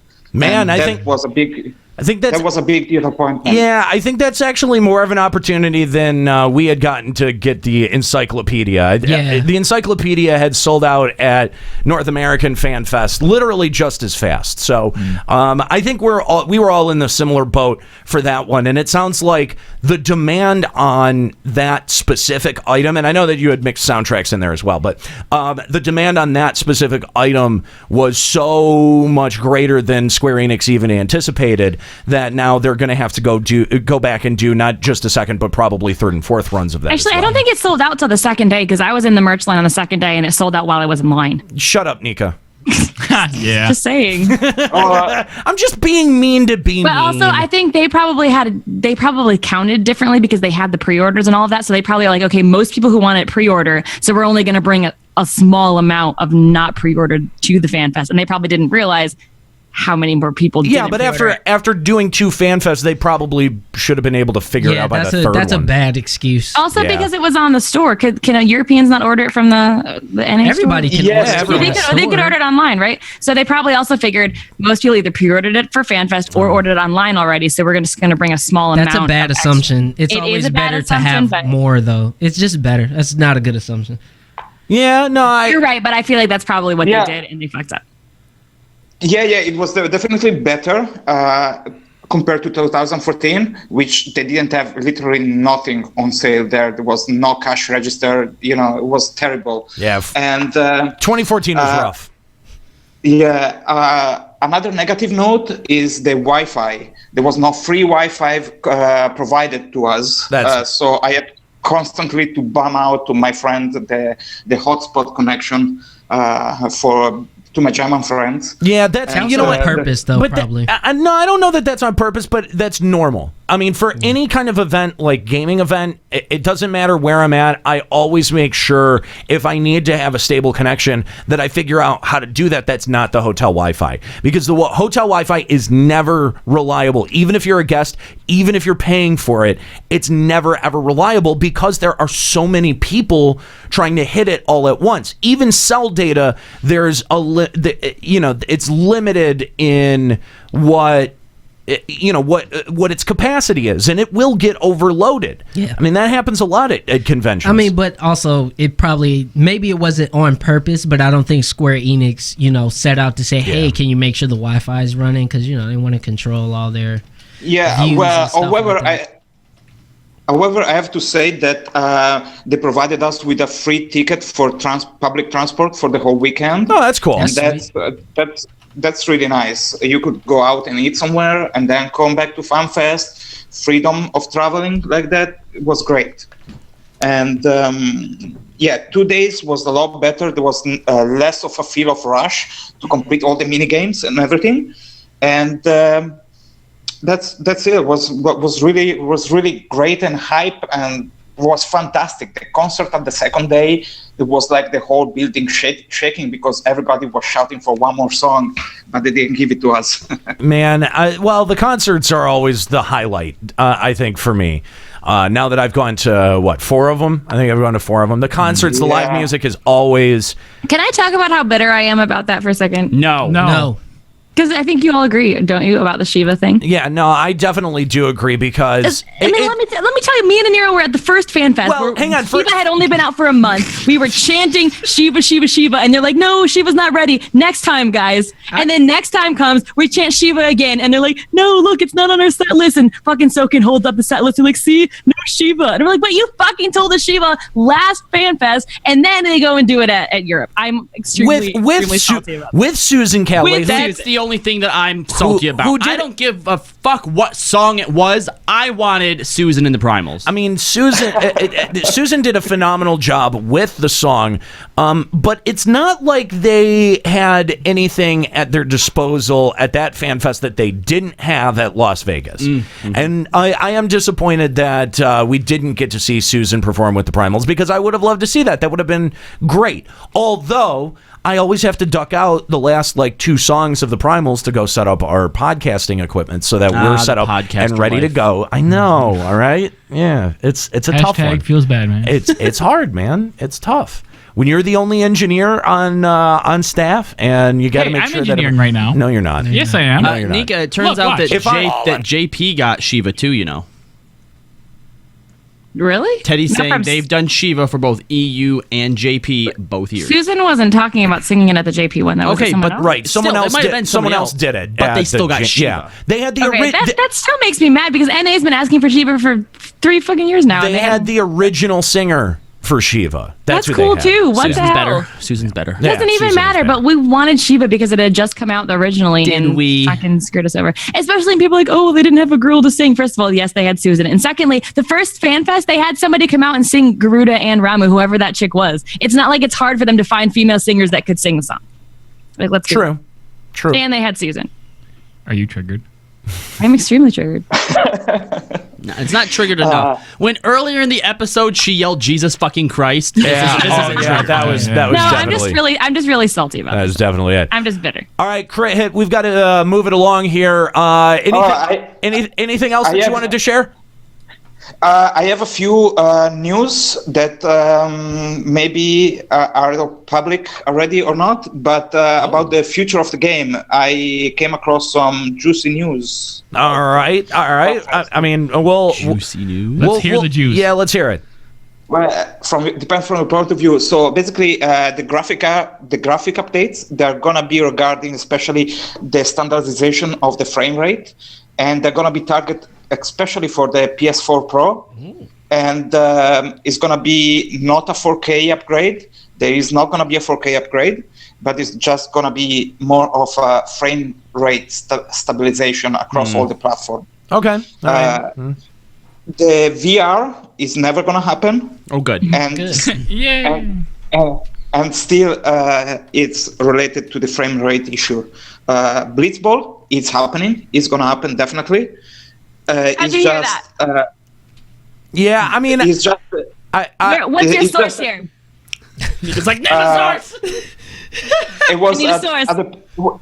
It was at the press conference on Saturday night.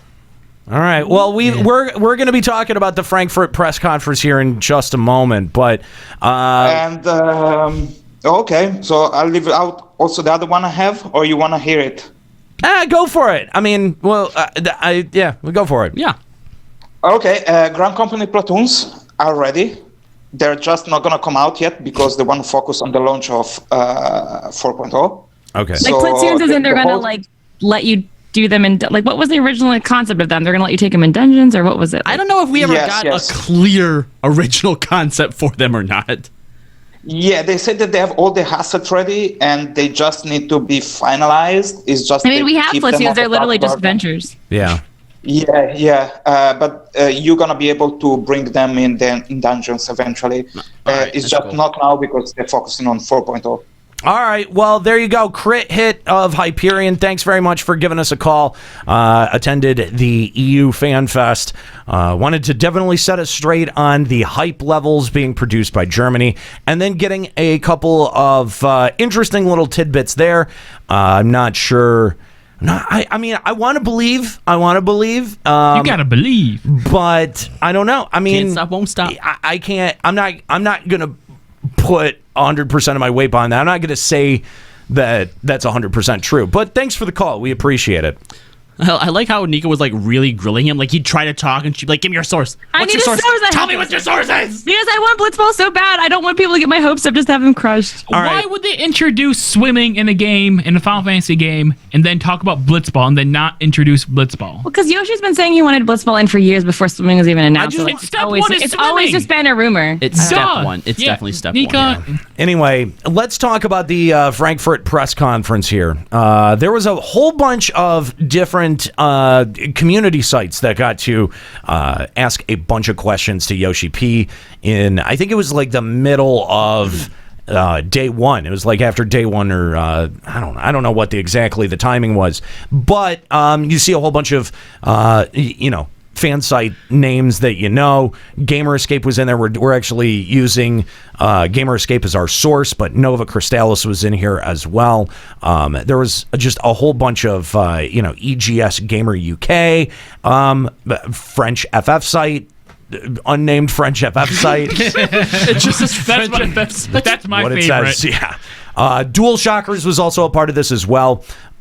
So let's take a look at some of the questions and responses that were contained in here. All right, so Nova Chrysalis asks, lots of new expansion areas have connections to Japanese culture. How important is it for you to have areas that reflect your own culture? Is there extra pressure while developing these areas? To which Yoshida responded, when creating these areas like Hingashi and Doma, we had it in the back of our minds to create something like Japan. Japan has a very long history, but depending on who you ask, you'll get a different version of what that history is. Edo period, post-Edo, pre-Edo, etc. However, when I visually design Kugane and Higashi, instead of using one idea, we wanted to meld the different ideas of the Far East to make things unique. We discussed it a lot to make something that's truly unique. To make one thing clear, though, when we talk about Doma and Hingashi, they're two different countries, with Hingashi on the island and Doma on the continent to the east. Does anybody else kind of feel like an ass for being like, this is so uninspired? They just put Japan in here. Okay, well, they're taking like one part of Japan and a second part of Japan and like blending them together, but you're still going to have Japan. It's like when you blend vanilla and French vanilla ice cream together. You just get vanilla ice cream, bro. That was kind of racist, wasn't it? How was that really racist? No. It's cool. Maybe if the ice cream had like slanty eyes or something. Oh my fucking god. All right, yep, there we go. Anyway. Now it's racist. It is a little uninspired, but I mean, we don't really know until we play it. Honestly, because we've only seen Kugane, which definitely is like Super Japan in the residential area. All right, because what I kind of took from this was what they created, meaning because we saw, what was it, Kugane, right? Yeah. That Kugane is a mix, a bunch of them. But what you think he means is different locations are different types. I mean, yeah, even when you look at the difference between where Doma is and Kugane, just briefly, it looks like Doma is kind of more mainland Asia inspired, especially being outside of the steppes and stuff, and the Aura, like the Mongols and stuff like that. So I think that's kind of fair. That's kind of what he's talking about.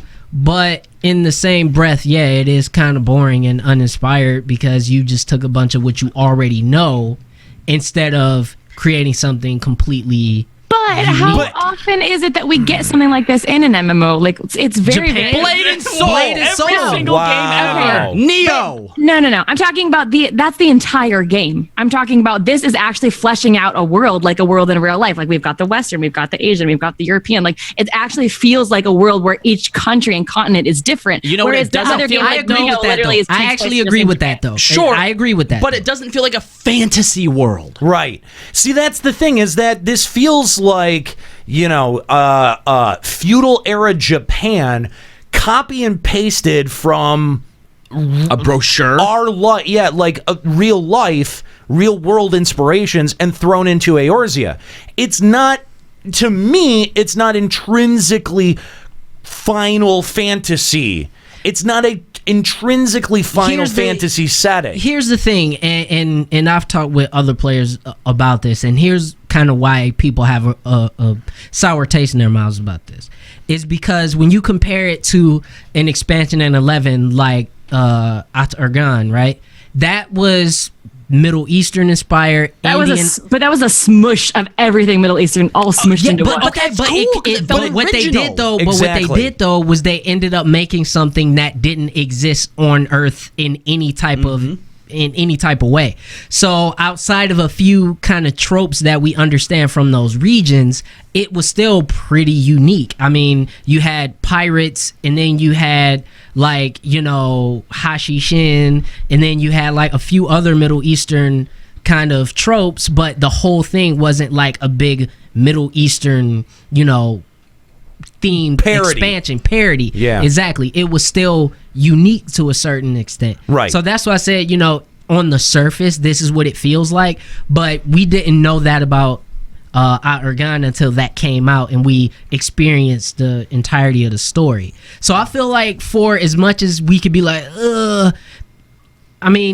Nika, unfortunately, kind of has a point here, in that if there's a whole part of another part of the world, then yeah, why not? Why can't it look like that? So what we're hoping is Kugane is the extent of this copy and paste of Japan, and the rest of it might actually feel. Well, I think Hingashi and all that's going to have that feel. I think Doma's going to be a little bit different. We know it's still going to have, people from Doma have Japanese names, so it's going to have that, but I don't think it'll look just like Hingashi and Kugane. And I also think, Alamigo is going to be something totally different. So I feel like this whole expansion, I feel like it's kind of cool to have that part of the world that feels like that, and then we move to Alamigo, which has, the monks. But temples and I don't know that it does. Like, to me, it feels like Square Enix is making a very cynical play at, it feels like Mists of Pandaria without pandas. You know what I mean? Like, it feels like they're chasing that Blade and Soul aesthetic. But on that same point, on both sides of the fence, on both Alamigo, as well as what we've seen out of Authored and specifically out of Kugane. Like, it's like they saw the success of Blade and Soul without seeing its demise and was like, man, we got to chase that.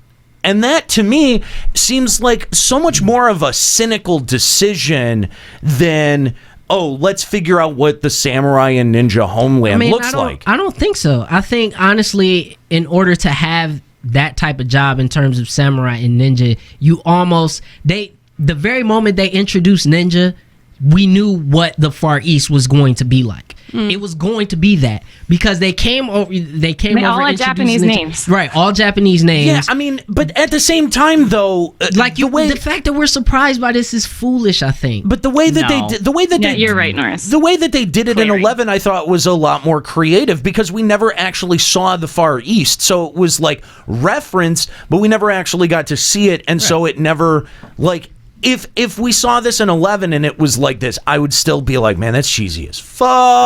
I got you, but in the same sense, somebody could have looked at Ishgard and say, oh, wonderful, Dark Souls is popular, let's make a gothic themed town. So in the same sense, you could say that about Heaven's Ward too. So except Ishgard was in there in 2010 when the game launched. Like, there was no way that the game couldn't progress into Ishgard, or else it would have been but we didn't know the aesthetic of the town. Exactly. Outside, we saw what the outside walls looked like and that the people didn't want to let us in, but we didn't know the structure of the town and the feel of the town. Right. The feel is the same exact that you get from like Dragon's Head, just on a grander scale. So no, I don't buy that at all. Yeah, exactly. Okay, so basically what you're saying is because there was no already themed Far Eastern stuff in 1.0 or even 2.0 for that matter, that they can't make that now? Like, that's an unfair argument. No, that's not what we're saying. What we're saying, or my take on it at least, is going back to the idea that when you look at Kugane, right? If you were to show me that with no context, I would never, ever think Final Fantasy, okay? Because Final Fantasy, even though they take a lot of inspiration from other places, they still spin it in a way that it feels like it's Final Fantasy. It doesn't you know feel. what? But you know it what? doesn't feel like I could go to it in real life. That's something that Square Enix has always been amazing at, is taking different aspects of culture, throwing crystals at it, and making it Final Fantasy. This has none of that. And I mean, granted, look, we haven't seen it, and there may be an aspect of that, but from all of the promotional stuff that we've seen, I see much less of an actual Final Fantasy inspiration being thrown into this than I do maybe Square Enix trying to chase a fad or chase an interest or chase an aesthetic that someone else brought to the table. I don't think it was chasing a fad because I think they were. No, I don't think so, because I think you pretty much already had the skeleton for this story, for the most part, planned out, the big portions. We knew at some point we're going to Ishgard. We knew at some point we're going to Alamigo. We knew at some point we would have to go to Garlemald. And honestly, I thought that before the Far East, but we even somewhere in there knew we were going to go to the Far East at some point. So to say that it's kind of like out of nowhere, I think is not fair. But I don't think it was out of nowhere. But also, I think that this is not necessarily chasing the aesthetic, but for as much as I think it is design-wise a little lazy, I also still think that they were doing this and had a really, really have because we haven't played it yet, have a really good way of still not making it feel so Japan. That's where I will agree with you, and where I'm hopeful is that the rest of the Far East is going to be much more inspired than what Kugane is. I will say inspiration may be lazy, but I don't think design is lazy. Like, did you see how beautiful those towns look? I mean, that looked absolutely gorgeous. Weeb alert. Weeb. How does that have anything to do with weeb? Like, just the aesthetic was pretty to look at. Nika, we have a whole bunch of other information to get through, okay? So if you could please just stop wasting our time. Morgan asked, this time there will only be 2 jobs. Is there any chance for a new job for the 4.x patches? Yoship says, currently there are no plans for a 3rd job. Of course, there are a lot of people, myself included, who are looking forward to new jobs. Creating an unbalanced job or ruining existing balance is something we don't want to do. We'll revamp the system in 4.0, balance it, then maybe we'll make another job. Or like how they hated how they released Ninja mid expansion. Now they're saying they might do it anyway. No, I don't think that's what that is. No. Don't read into that. I think that's pandering a little bit, but no, we're not getting a new job. No, what I think that means is, I mean, like, look, we do have a lot of these battle system adjustments that are coming, and as soon as we get those, I've theorized that I think that what a lot of these sweeping changes are going to do is functionally make jobs operate a lot more similarly, or even homogenization, even in the mathematics, make jobs function more similarly, and then have the difference be in the UI between the different jobs. We've heard that Square Enix is already trying to change and adjust the UI to bring out more unique aspects of each one of the jobs. Okay. And so to me, I think that if they make things mathematically more equal, then balance naturally comes to the game designer, and then the variable comes down to us, the player, and what we're able to do with the UI. That's fair. I think if that's what they're doing, then of course there's going to be a period where they're going to need to rebalance everything versus each other, and then after that, adding further jobs should be easier. I don't think we should expect one in 4.0 at all. No. I don't think so. Not outside of these. For the first time, I'm actually okay with the 2 jobs, because you're right. If they're redoing the battle system, they have to rebalance every other job as well. Yeah, that's true. Reddit asks, we saw the implementation of Grand Company platoons. Who cares? Let's get rid of them. Will those NPCs be available in other content? Yoship responds, the plan for this is already finished, and we're working on the AI for the platoon. As most staff is working on 4.0 content, though, it's on the back burner. Once 4.0 is out, we'll have it done soon after release. Cool, that's fair. Trust, I think, is what we're looking at. You think, guys? Yeah, basically. That was a pretty successful But Trust was successful because it was NPCs that everybody loved. These are just random ass people that nobody cares about. Excuse me, my bunny girl is not random. Yeah, fuck you, Nika. Bunny girls. Girl? Yeah, you can get a bunny girl. Yeah. I kicked out Careless Whisper and I got the gold saucer. She's a row anyway, isn't she? Yeah. Yeah, fuck her. Yeah. EGS Gamer UK says, what are the priorities for future fan festivals? What are the key lessons you use from here for future festivals? Yoshi responds, well, we still have day 2. Laughs. We've been spending the last 3 days preparing, working with the great team here. We've learned a lot, had a great first day, but we have to think about day 2 first. Our next goal is to make our CEO to say it's okay to do another fan fest. I really do think that they need to rethink the structure of their fan fest because it really is a damn near a mirror of what they did in 2014 in terms of the way that things were revealed. T-shirt reveal from the first one, and on and on and on. Like, I'm noticing a trend where Square Enix seems to copy things that they've done previously. It was a good gag the first time, but don't worry, guys. It is run so thin. When they get to like the 13th, 15th one, then they'll start to mix it up, but not to anyone's benefit. Nicolas from the French FF site says, after this extended trailer, it seems like a lot of fans... Playing Spot the White Knights in chat is my new favorite game.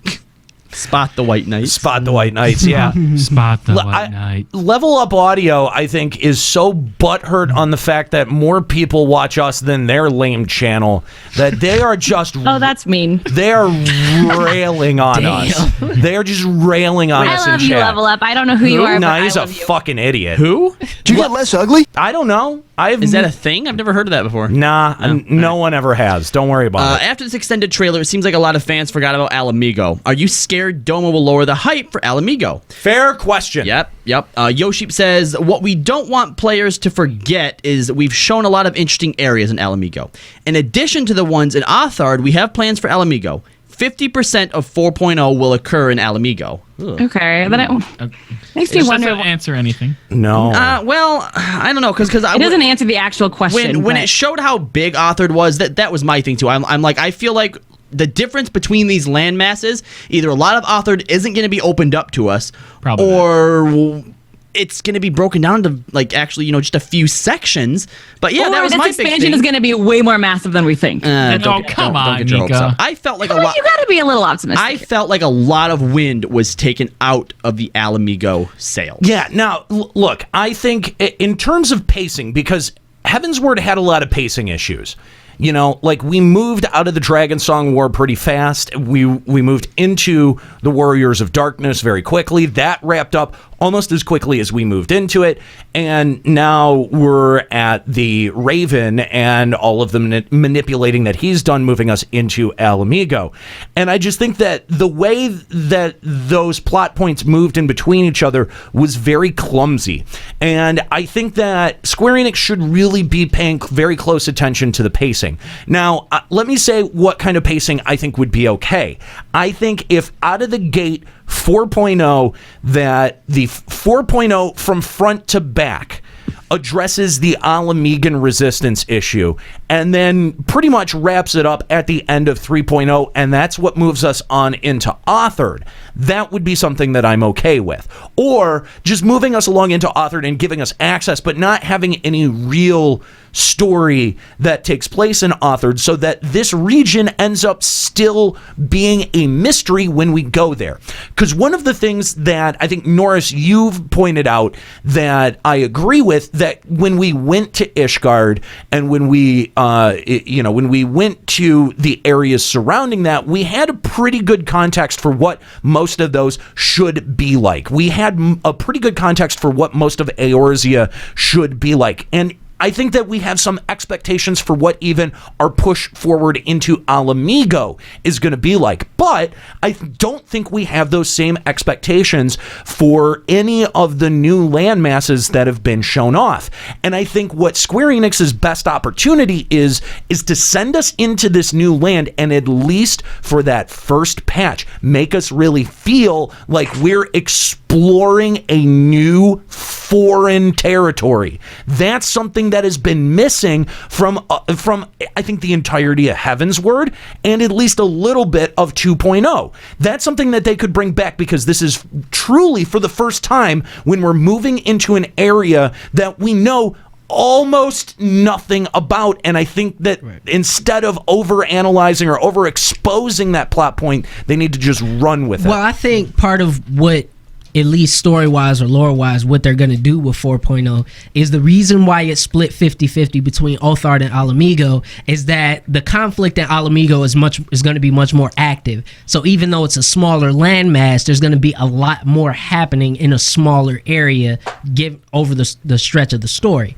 However, Doma, we know, for the most part, is completely under Garlean control, and Hingashi is off to the side, but we know there's Garlean influence. I'm not sure if we know that it's totally Garlean control. I think Garleans have much more of an occupational presence in Othard, whereas the Eorzeans stopped them at Alamigo. Right. I feel like, though, if it was totally Garlean control, it wouldn't be able to have the housing area there. I think that Garlean influence, especially if they have a super weapon, is more likely. Right, so that's what I think it is. But either way, what I think that is going to end up happening is you might end up liberating or getting into Alamigo much sooner, I think, than maybe you expect. And then after you do everything in the Far East, the 4.x is going to be about getting both of those to kind of converge upon Garlemald. I don't know, man. I don't know. I don't really see that. I mean, I know towards the end of 4.x, like as we move towards 5.0, there's definitely got to be a push towards Garlemald. Right. I think that's pretty obvious with the amount of land that they have revealed that we're going to be getting. There's not much more outside of maybe going down south to Marasidia, which, by the way, I don't think we still have that on the map. No, we don't. That we could go there, that we even have much context for. And even then, I'm just saying, like, even in the lore book, there's only like 2 or 3 pages that address Othard in Well, yeah, they didn't want to spoil anything, that's why. But that's what I'm saying, though. That air of mystery can be peeled away if you're systematically giving a slow drip of like lore exposition, right, or you have a character that gives you a big lore dump about that area. I think it's much cooler and much more engaging. Yes, that's a great word. That to their advantage. Immersive. Yes, use that. Use the fact that it's a completely foreign land to your advantage. And when when players are complaining, oh well, I'm done with the 4.0 storyline, they should feel like I've got this whole other continent to explore and see what's out there. Well, I mean, I think that would be cool, but there's also a large swath of that land that's covered up by like the wandering Aura tribes and stuff like that. So I think that right there is not enough, but a good source of content into the 4.x series of maybe even unifying these different kind of wandering tribes of that might Aura. be cool. And that area is completely massive. So you'll have some in the mountains, some down on the steppes, some in these like crater areas. And so I don't think necessarily during the main game we'll be spending a lot of time on that continent. I think actually that, as you said, it will be kind of opened up over the patches, not necessarily gated like how 3.0 was, but just kind of lore-wise and story-wise, opened up more to flesh out the area. To Kahlo's point, I feel like you've got to have your first portion focus on the Alamigan resistance and not take the legs out of that plot point. So you think so? But I feel like is that because there's so much hype around Alamigo and we all want Alamigo, they're going to make it the last thing we get to just to draw out the hype. I don't think so. I don't know. I don't think that there's that much. That's why I feel like they revealed Othard instead of Alamigo. Like we were all hoping to get visuals of Alamigo at FanFest. No, and we didn't. Hold on. I don't want that. How much sense would the 3.55 storyline be if we have all this stuff surrounding Alamigo and then we go off to fucking Othard? Thank you. There's all that setup that doesn't end up paying off, and narratively, that's very disjointed. So narratively, I just find it weird that they revealed Othard before. No. So narratively, what you could do, and also the thing about Alamigo is that we haven't even seen it in 1.0. Mm-hmm. So like for even legacy players, that's like kind of like, oh man, I can't wait to see it. So I don't think you would really reveal that first. I think that's kind of cheap, and it would kind of take away from discovering that from longtime players. Yeah. Also, I think we know that quote unquote, well, not we know, but we can speculate that the quote unquote main villain is Xenos, right? Yeah. So who's to say that we don't go into Alamigo and we liberate that and he flees to the Far East, and that's part of our journey to kind of shut that down. Well, I think is to follow him into the Far East. That's actually nice, but that's not bad. Last episode, Nero came up with a better idea, and that's that we can't, for some reason, there's something going on in Alamigo, right? There's too much resistance from the Garlean, so we need help from an outside source. the reason that we can't or that the Domans can't help, or the reason they've been, influenced the way they have is because of the presence of some super weapon.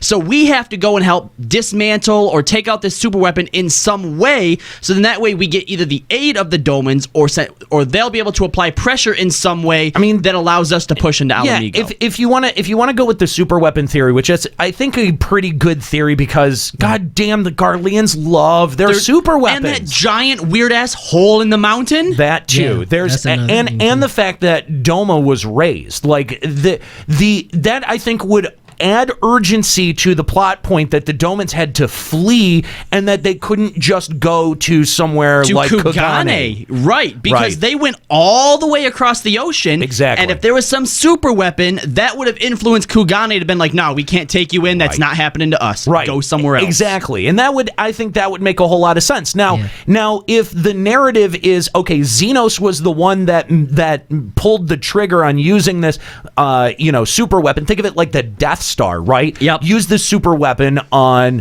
Doma, right? Which was Alderaan. And so now you've got the same guy helming the front into Alamigo or defending the Alamigan front, and so he's just going to take and apply what worked in Doma, especially if we've got him on his heels. He's just going to take and apply what he's learned in Doma and apply it in Alamigo. But if it's a super weapon, there are a whole lot of transportation questions. It's not something that you just put in your back pocket, you whip out, and it's not the cricket from Men in Black, okay? Damn, that'd be so sweet. That would be sweet, but that's not what it is. That doesn't fit with FF14 lore. So you've got to figure out, but we can stop him because now we have an access point into Authored. And so if that is how we're introduced into Authored, that means that we're going into Authored sort of at the last narrative arc of that story. And then again, you have set out before you this foreign land to explore that truly feels like you are now a foreigner in a foreign land. I'm going to, on behalf of Skuro, that's no moon. It's a Garlean space station. Stop it. We're going to go back to our phone lines. Let's talk to Bill Murray. What's up, Bill? Hey guys, thanks for having me, and thanks for firing that Fusion X guy from episode 100. He was a joke. I know. He sucks. Gladly. We were happy to do that. It's really funny because in game the other day when I was actually playing, we were trying to do a raid, and we couldn't figure out why we couldn't queue for the raid. So I had to fire some stupid healer from our group because they had the deserter bonus and didn't even realize it. Oh, who was that? Bill Murray. Oh. Bill. Tut. Sloppy. Anyway, it's funny because we're literally reading Fusion X's article for this portion of the show. So well, he didn't ask the question, so I wouldn't call it his article. Well, the next question is from him. There was a previous one that was from him too. That was actually pretty good. That was the one that I praised. I personally liked Nicholas from French FF. No, we haven't read a Gamerscape. Oh, we haven't. Oh, okay, my bad. Anyway, all right. What's up, Bill?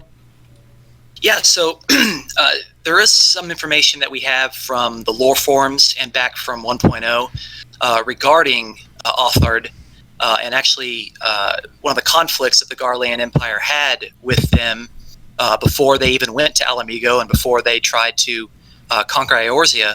Oh, lay it on us, Ethis Jr. Well, we actually know that the very first encounter with primals that the Garlean Empire had actually wasn't authored. It wasn't actually at the Battle of Silver Tier Skies. That's in the beginning of 1.0. Okay. They went to Silver Tier Skies because they knew that Eorzea had all these crystals and they could summon up or conjure up all of these primals, and that that would be a problem for them. Because they had already encountered them before, but apparently the very first time they encountered them, they didn't know what to do, and they got destroyed, they got wasted. And so I think there's an element of what sort of primals we're going to encounter there. Uh-huh. And I think another thing that we need to consider too, and we're already seeing this with the new storyline, is that in Eorzea, the way that you summon primals is with getting a bunch of crystals together and like wishing and dreaming really hard. Right. We've already seen that you can summon one with these really powerful relics, like the Eyes of Nidhogg. Right. So we don't. When you look at all of the visuals of all the lands that are out there and authored, that's the one thing you don't see, is you don't see all of these crystals, which means it's likely that there are more similar type relics like the Eyes of Nidhogg that are out there that were used to summon these primals. And I think that brings an element of what sort of fights could be there. We only have 2 primals revealed to us so far, but if you remember going into Heavensward, we only had Bismarck and Ravana, and yet we actually got Thordan, and we got the 3 Warring Triad guys. So you know what, Bill? You actually just kind of got me hyped, not just for something in Stormblood, but like for primals again, because primals in Heavensward and stuff kind of got to a point where it's like, okay, more and more and more primals, but this actually opens up all kinds of new lore possibilities behind primals, not just who's summoning them, but what powerful artifact are they using to summon them. But also the reason why there's not a bunch of like Aether and crystals is because the Calamity for the most part was focused on Eorzea. You know, I was actually just thinking about that. Like, what must have the perspective from Authored have been when Bahamut emerged from Dalamud, right? Like, because there's no way your celestial body is falling from the sky. There's no way that you don't at least just take note of it. And then when it is it a little bit like watching a nuclear test go on in a country that's like miles away, and you just get the really bright, blinding light, and you go, "Glad that's not me." Like, you know what I mean? Like, is it like fuckers like it? You know, like, what is their perspective? I'm very curious what their perspective in all of these calamities were, or have they had their own versions of calamities? And I think that's what is something Robbie and you guys were talking about, is that there could be a whole separate relationship with primals in Othar that we just is akin to nothing like that in Eorzea. I mean, primals might be a kind of cool thing, especially if it was used to ward off Garleans. Well, people might really like fuck with primals. No, hold on. Clearly, there's been a lot of thought given towards primals, and there's a lot more lore that they're building towards. That's always been a very, center point, a focal point of Final Fantasy XIV has been these primals. And so, the more that we learn about them, and I think the most disappointing part about Heavensward is that we didn't really learn much about the primals. It was just like, all right, we gotta go kill this thing now. We learned about ukulele, but who cares about some dildo in a mask? Who cares? We still don't really. I'm from the first world. Like, it was so dumb. The whole Warring Triad. It did not pan out well at all. And I don't understand. So bad. I don't understand if that is the power source for Aziz La. How do you remove the power source and it's still just floating continent? Burp. Yeah, it's stored. The whole storyline was there just to kill off Solus. That was the only reason it was there. Regulus. Excuse me. Yeah, Regulus. That was the only reason it existed, because there was no way you could have like a guy cool that high up on the food chain, and then you just move into another region. I would have liked to see he had to die. But see, though, like I would have liked to see a relationship that mirrored a little bit of like what Gaius and Nail had during the 1.0 series. Yeah. Because Gaius, he did some kind of fucked up shit. Like he there's that one cutscene where he's just like fucking people up in the middle of Mordona.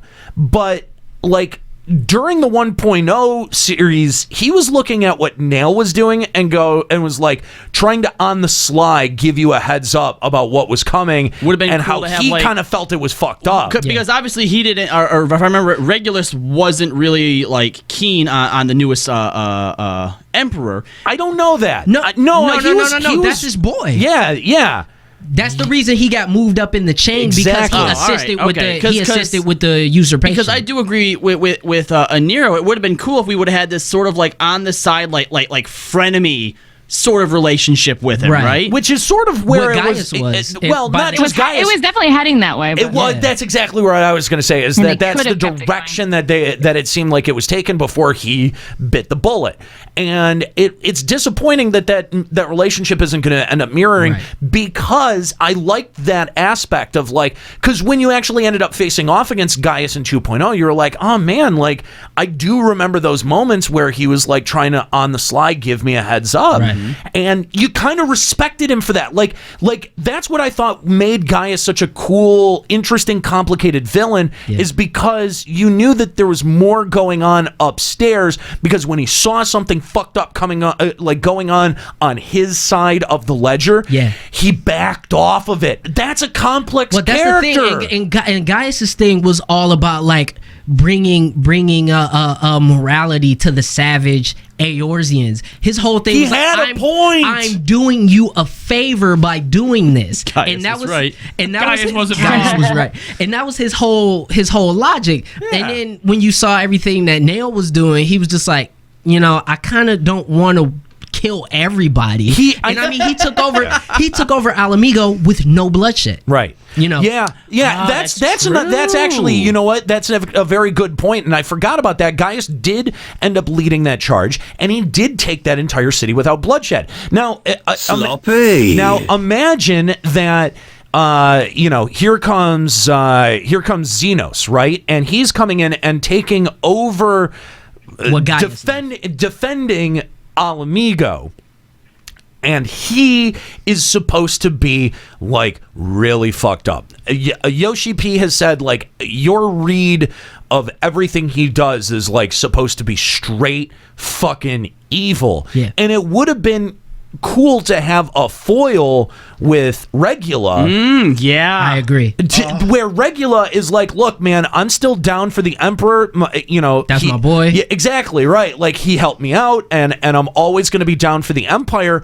But holy shit, this has gone to a point. This is the whole thing has spun out of control, and my conscience is compelling me to get involved and say, I can't be a part of this. That's such a compelling plot point right there. Guys, I just realized, and I don't think I any other time I never would have advocated for this, but it's not often that a character dies and stays dead in Final Fantasy XIV. Sloppy.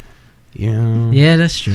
Whatever. So, before you move on into your point, Anira, one of the worst things about Garlemald is there's very few foils. All they do is defect. Yeah. Usually if you have a quote-unquote righteous Garlean, they just defect. Yeah. They just join the Eorzean side. That's what was so interesting about Gaius. There was so much so that's gray another area. thing. We may, in terms of the story of Alamigo, be interacting with a small kind of Garlean faction, and that could really kind of. Well, we do have Livia's sister. But again, she just straight up defected. You're right. That was just a straight switch of sides. Yeah.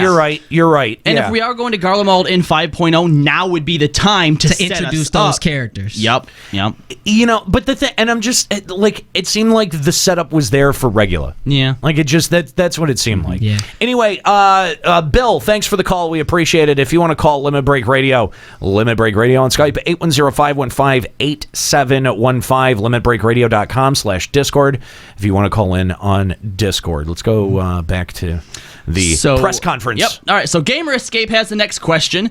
We've seen Doma. It better be a good one, Fusion. We've Piece of shit. We've seen Doma is in one of the new areas, but we haven't seen Alamigo. Will players be able to go there? Will it be a battle area, an instance? Yoshida says, I wonder. To get that answer, you're going to have to first liberate Alamigo because it's under the control of the Empire. Dungeon. We have something unique in store for you that takes advantage of the MMO genre. 24 man. Fuck does that mean? We put a heavy focus on the story and think we have something very exciting in store for the liberation of Alamigo. So he didn't tell us if it was a battle area or a place because it says it's unique and takes besieged. And takes exactly No. and takes advantage of the MMO genre. I think we're gonna have something besiege/campaign like. No fucking way. There's no way. Why? Because they haven't talked about it yet. I would actually play that card close to my chest. Up until a few weekends ago, they had never talked about authored, and then boom, authored. I would play that close to my chest. But the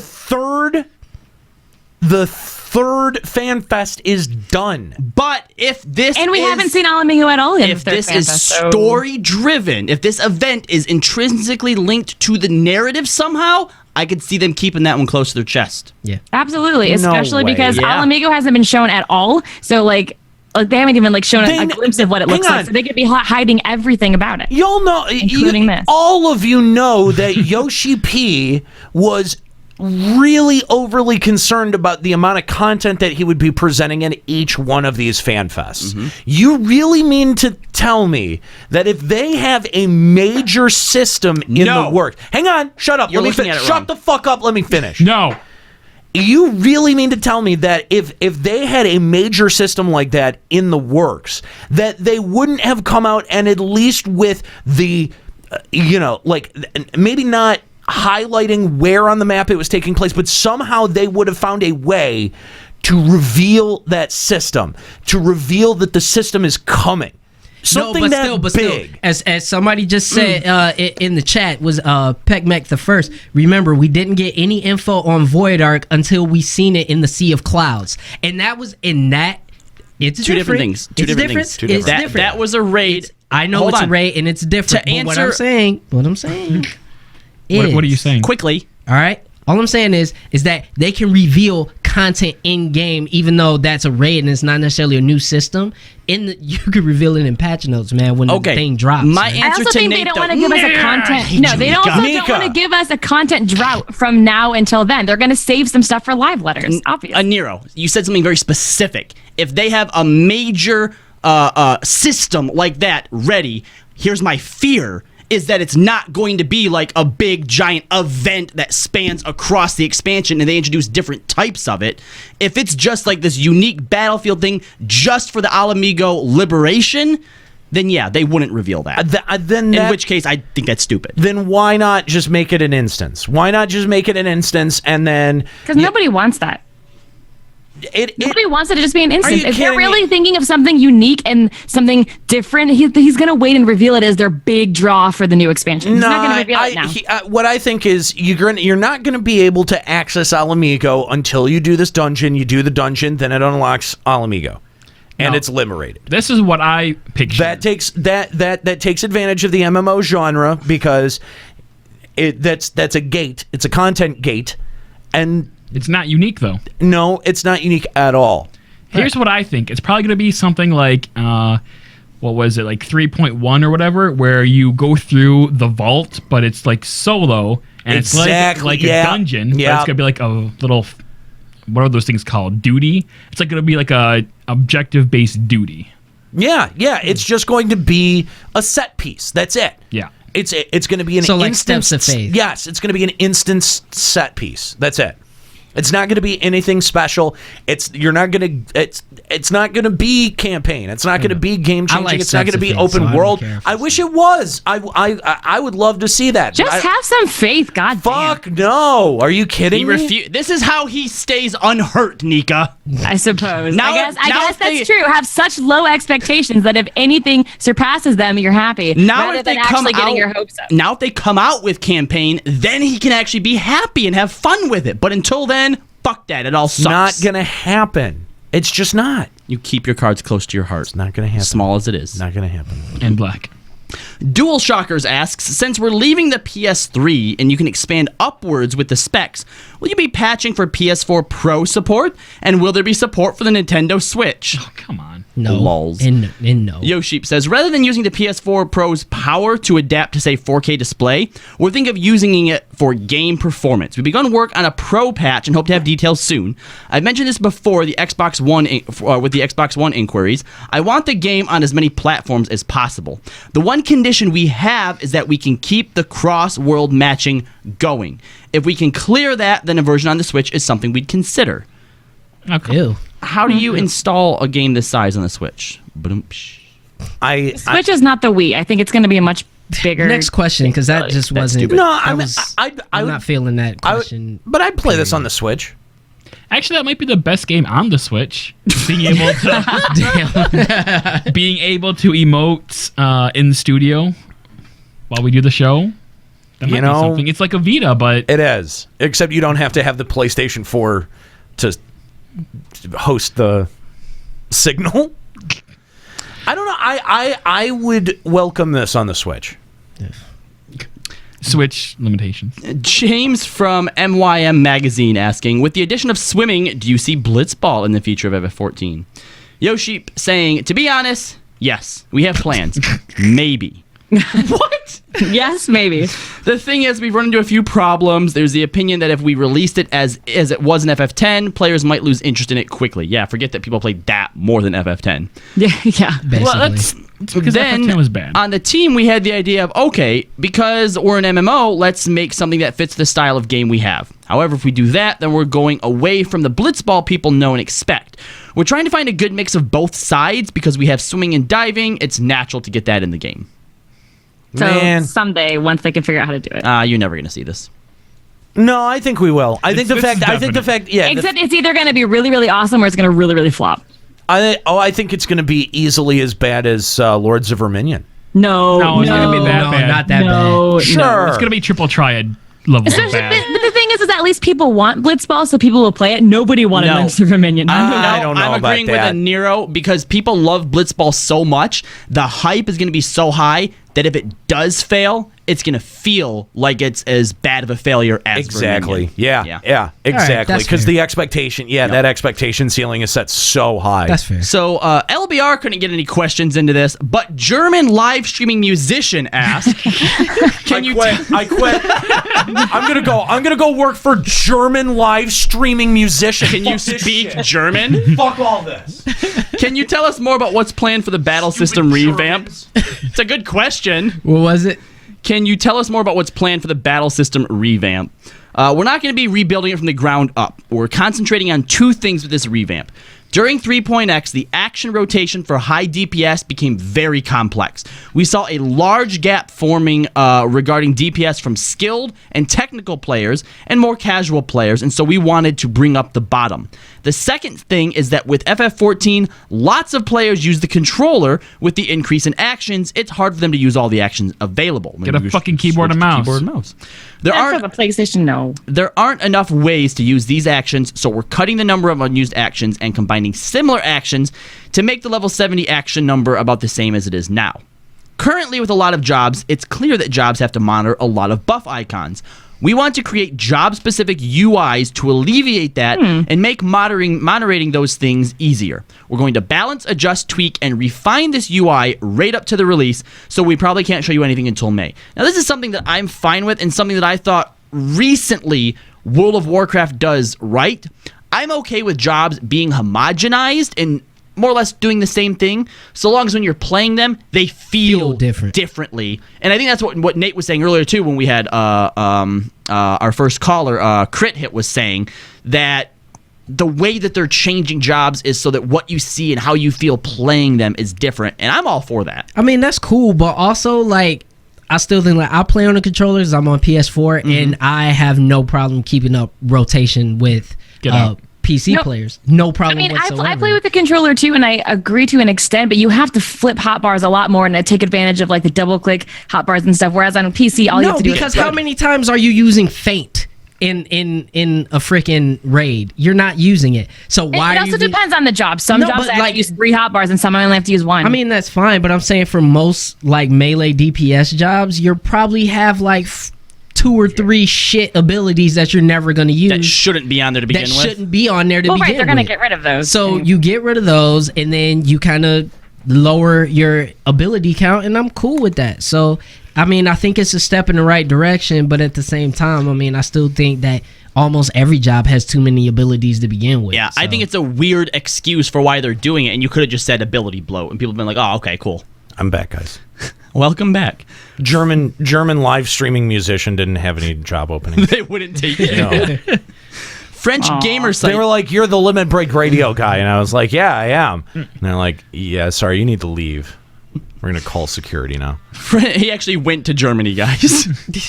French Gamer Site asks, you chose to make Samurai a DPS instead of a tank as originally planned. It's not really a question, but Yoshi says... It was an accusation. Okay, hey. You didn't make it a tank! Hey. Right. They're French, okay? Cut them some slack. Yoshi says, it's a complex answer. It wasn't like we decided we want a DPS job, let's make it Samurai. It was more of what I envisioned a Samurai character to be. I see a more post-Edo Samurai, and that felt like it had to be a DPS type. Basically, the main concept of our team has when making Samurai now is a Kurosawa's 7 Samurai type of Samurai. Oh, the murder hobo with wearing bathrobes? Yeah, basically. He basically just told everybody it was never going to be a tank. Get fucked.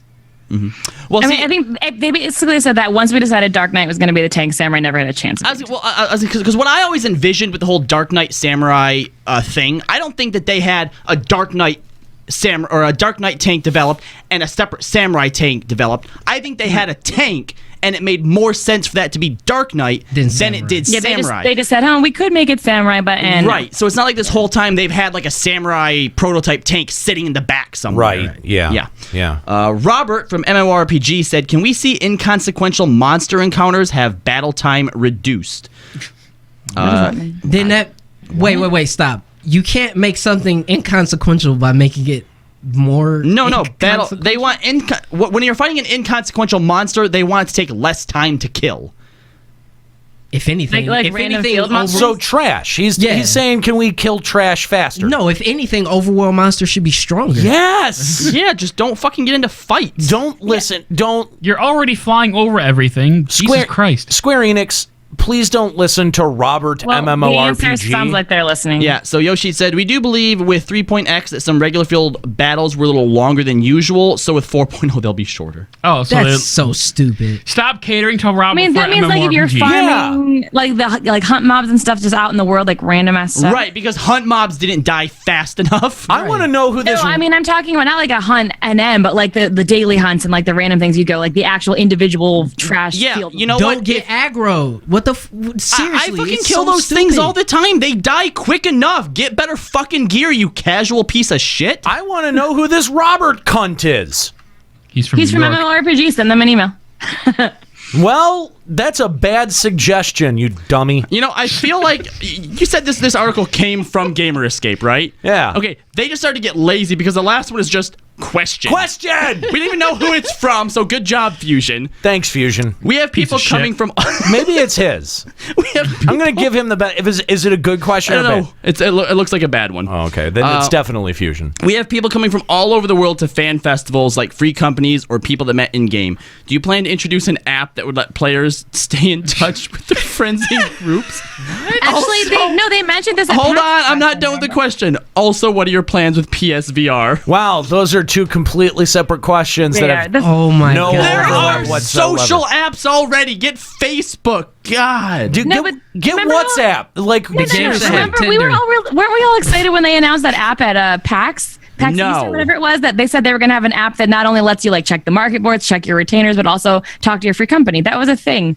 I would be fine with that. It just seems like in 2017 that's a weird yeah, you could just get WhatsApp. We're currently in development of a new application to help players contact their FC players and friends outside of the game. We wanted it ready for 4.0. It might not make it, but it will be released soon after. It's not like Blizzard's been using an app like that for years or anything. Right. We've tested the VR, but you need 60 frames per second, if not more, to avoid motion sickness. If you wanted to create something that really took advantage of that, you would need content made especially for VR. But if you do that, you limit it to those few with VR, so we want to spend the time making content for everyone. We've had some ideas talking to the media about a special room like Makote Paradise where you pay... What? Wait, let me finish. Where you pay $50, go in and have some fun with a Makote. Hello, kitty. We've brought this up with our team designer, or with designers on our team. So far, no one has raised their hand saying that they want to make it yet. What? Oh, because it's bullshit. Because it's that has to be sarcasm. You know how many people would pay for this? That has to be a joke. That can't be a real. That has to be a joke. You know what that needs? No, you know what that needs to be. That needs to be like you're taken to a character creation menu, and you know how like they have the games where you can like jiggle the tits of a character through like either it's like a touchscreen game or like a DS game or something. That's we need a cat girl molestation simulator. No, they're gonna have Stormblood Beach Volleyball. Coming out for VR. There you go. I have a caveat for it though. When you enter, you pay your $50. You enter. You actually get to make the character you're going to interact with, and then it informs you during the character creation procedure.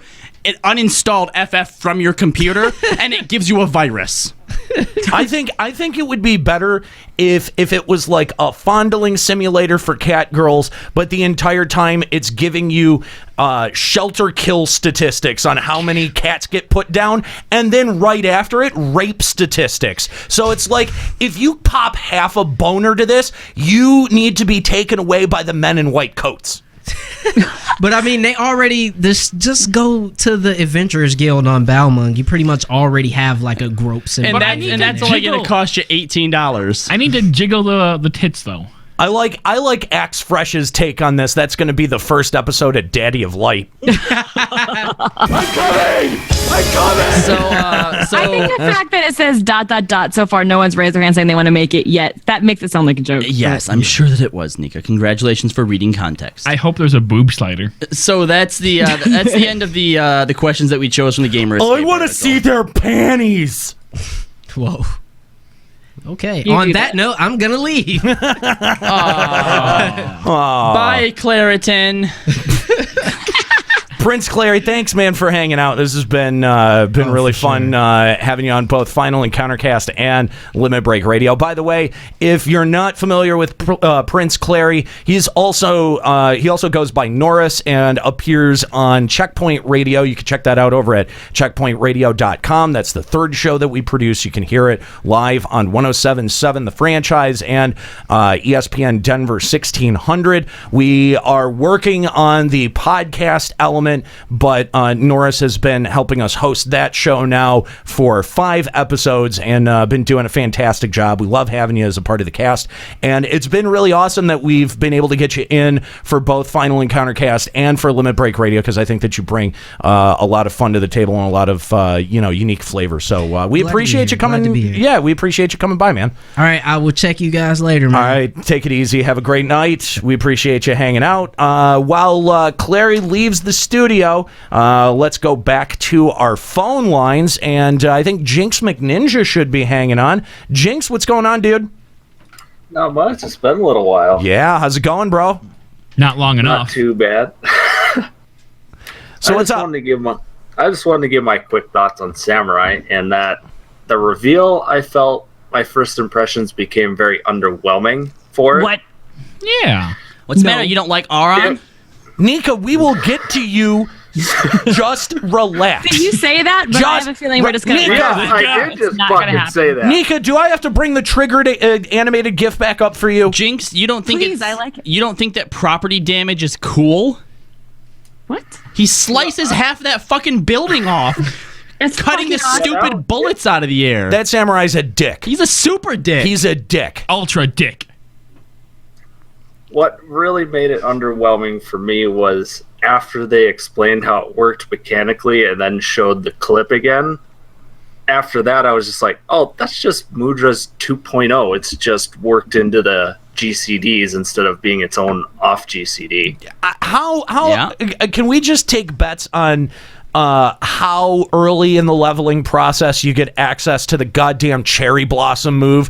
And not to say that there was one in that trailer, but you just know that there's going to be a fucking cherry blossom. Level 1. But that's really awesome. Like, wipe the blood on your sleeve thing was so fucking my God. Nika, you are such a weeb. This hurts. Just stop. It hurts to listen to. I am going to actively be campaigning to remove you from the show permanently. It's all bad. Jesus, this is Unlike actually Nika, almost apparently, depressing. I actually looked at the mechanics and became very unimpressed. I am going to start a change.org to remove Nika from this show. Okay, you do that. Good luck with that. Have fun. At least I've been here on mostly all of the episodes. Yeah, I've been on the mostly all majority 50%. No, I'm here right now. No, I'm gonna agree with you though, Jinx. I played a majority of the jobs, right? And one of the reasons that I like Ninja so much is I feel like the animation is extremely varied and very cool. When I was leveling Dragoon, for example, one of my main critiques was that it was so boring. Like everything was just a stab. And throughout the entire process, people were like, wait till you get this move, it gets better. Wait till this move, it gets better. Wait till this move, it gets better. It never got better. And looking at the few things that they showed us from Samurai, that's what I feel. It's just going to be like slice, effect. Slice, moon. Slice, cherry blossom. Stab, cherry blossom. Yeah. Slice cherry blossom. Why'd they have to give the samurais the terrible haircut? They've got the worst haircut on that character model. Just because they needed to give you more ammo. But I mean, like, does he have to look like he just came from a My Chemical Romance concert? Because I mean, like, short of the eyeliner, he's got if he had eyeliner and one painted nail, like just the ring finger painted or the middle finger painted, one of the two, right? If you had those two things, 100% emo kid, goth kid, there's no arguing about that. There's no getting out from under that. He's 100% an emo kid. And it just, if that was how Dark Knight was represented like fucking Sauron in Lord of the Rings. You know what I mean? Like complete badass. You've got this very heavy weighted sword, and you're just using that thing to bust through front lines. And it was yes, exactly. It was great. The animations were awesome. The armor design felt like, yeah, that's Dark Knight. Metal. Samurai. Just, it's not even the cool version of Samurai. It's the Samurai Champloo version of Samurai, which is... But Samurai Champloo was a good show. Samurai Champloo was a great show. Not the best version of Samurai. Like, the full armor, like, 11 did a great version of Samurai. It was more like Shogun. Yeah. Shogun. Yeah. This awesome, cool, badass-looking armor. Samurai, to me, feels like we should be playing the theme music from Daddy of Light. No, it had a little bit more of an edgy. Yeah, not wrong. You guys said it feels like My Chemical Romance edgy emo, and then you compare it with that. Those are totally opposite. Those are two different opinions from two different people, Nika. Listen to what we have to say. You're all agreeing with each other. Which means that we must be right. Because it's universally horrible. That's what we're agreeing on. I just think the samurai needs to take a bath. He looks dirty and looks smelly. Well, samurai are traveling. They travel. They don't have time for baths. They're not time for baths. Looking for the samurai that smells of sunflowers. Get out of here. Anyway, Jinx, thanks for calling, man. We appreciate it. We always love hearing from you. Yeah, thanks for having me. All right, man. If you want to call the show, Limit Break Radio on Skype, 810-515-8715, limitbreakradio.com/Discord. Tell us why we're wrong, why you agree with Nika. Where are the White Knights? The White Knights come out in the chat. Actually, you know what? Never mount a defense on the phone. During the FanFest special, like we were surprised that nobody called and defend your point of view, and we thought it was because you weren't there and they weren't getting brownie points. That's right. You're here now, and they're still not calling in. Yeah. I think it's because they're all scared. They White Knight on the text and they don't call. Same thing as the trolls. Our trolls and the White Knights are all. So is this a soft confirm from Nika then that your White Knights have no dicks? Or at least no balls. That. You said that, no but balls. I won't not say that. They got no balls. Okay, she doesn't want to agree to that because she doesn't want to scare him off, but she's also not denying it. That's correct. Fair. All right, so let's move on to the producer live letter. So for question time, here we go. The first one. Now, by the way, we did talk about the producer live letter, but we ran out of time last time, and we've only got maybe about a half an hour right now.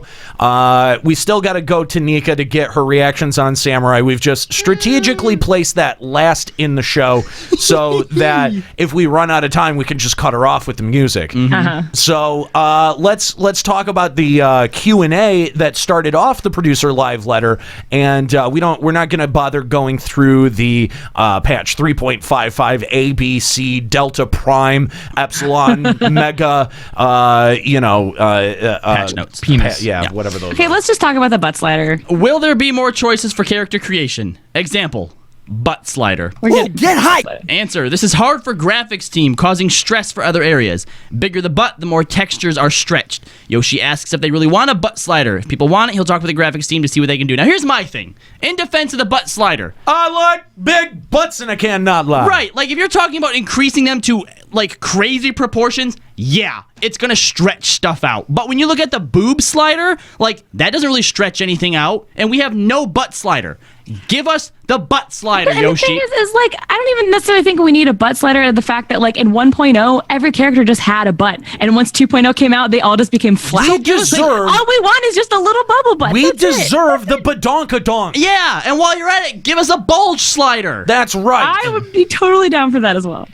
You know what's going to happen is he's going to give us a butt slider, and we're already at max right now, so it's just going to like concave inward.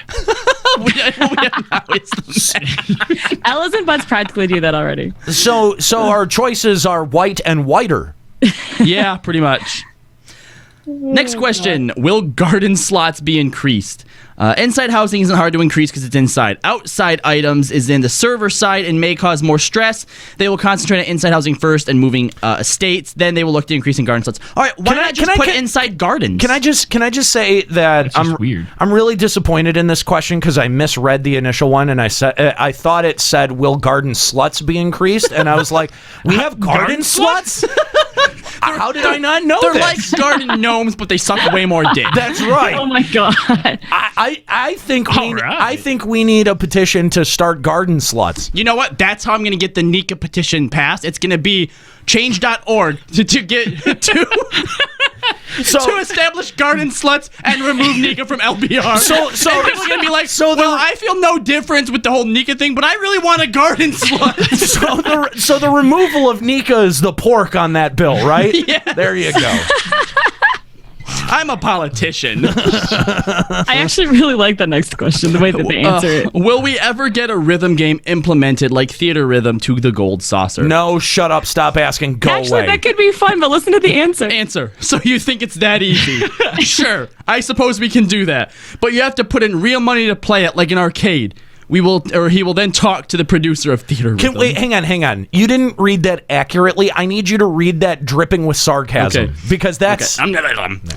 So you think it's that easy? Sure, I suppose we can do that, but you have to put in real money to play like at an arcade. He will talk to the producer of Theater Rhythm. Better? A little. It could have been better. Plan to remove racial restrictions from haircuts and racial sets? There are some hairstyles that we want to keep race specific, to keep race identity. In the future, some hairstyles will be introduced to all races. Racial gear sets will be too difficult. In graphics terms, shirts or tops is ID 1. ID 0 is the skin. Skin cannot be changed. It's part of your character. However, it's possible to make ID 1 look like ID 0, but it'll be like underwear under underwear. Too difficult. That's racist. That's hella racist. What? How? Yoshi P is just, he supports racism. He's saying he supports keeping racial and cultural identity and not making one race be able to put on blackface and look like another. That's what he's saying. Yeah, he actually supports cultural identity. He went on to say that blackface thing? I don't know where it says that. It says that because he says they can't change the skin, but you could make your shirt look like your skin, like underwear under underwear. AKA, if you wanted to change your set to look like, that's stupid. That was stupid. I'm just saying, like, locking certain hairstyles to race is like saying white guys can't have dreads. They can. They look terrible. They smell terrible, and are awful human beings most of the time. For white people's hairstyle, but breaks your hair apart. But that's the thing, though, is that it makes it easy to spot who the morons are. And true. I don't ever need to be within 20 feet of this guy if I'm on a train with him. How else will you be able to discern that message from looking at a character in the game?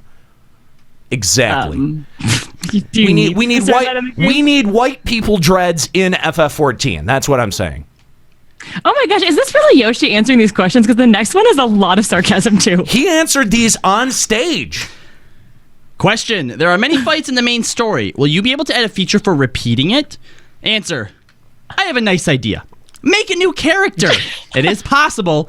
Each of these battles are created on individual content, but it would be very difficult and would need a lot of debugging. So make a new character. Get fucked. Damn. Get fucked. That's what he says. He is throwing out the bird. Go fuck yourself. Since 3.0, difficulty is lower and focus going to glams. Can we hope for more difficulty in 4.0? No. Answer. No, his answer is good on this. People said binding Coil of Bahamut was easy. So we made Alexander difficult, and people said, oh, it's too hard. So I trust no one. Content difficulty is often talked about. We did get a lot of feedback that the third leg of Alex was a lot easier than the first two. However, we believe that the current difficulty level keeps the content reachable for the player base. When it comes to raids, when people say it's too easy, that's what we're looking for. For Omega, we will create content reachable for all players. Currently, we still have a lot to do. However, players who clear 4th Savage Area of Omega can get special access content. If it's too difficult, don't come back and say, oh, it's too difficult. I'm totally going to go back and say it's too difficult. This is such a cop-out answer. Yeah. Will we get the Kryle outfit on Mog Station? Mog Station ruled by powerful Empress, and she has mentioned that creating the Kryle gear will be very difficult and very costly. If people promise to buy it, they will make it. No. Yes.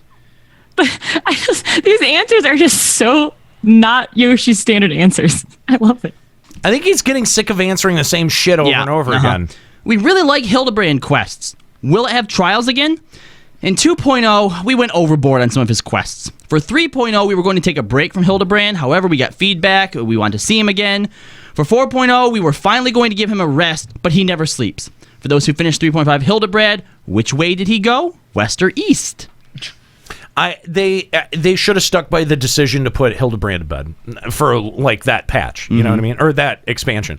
I mean, because what it feels like is they really did put him to rest by not giving us any trials and then just kind of making him really shoehorn. I don't think you can. I don't think you can end the final quest in like saying, "Oh, he's Heavensward bound," and then put him to rest. Like if you're gonna put him to rest, fine, put him to rest. But it should be like a definitive. I agree. I agree. Yeah.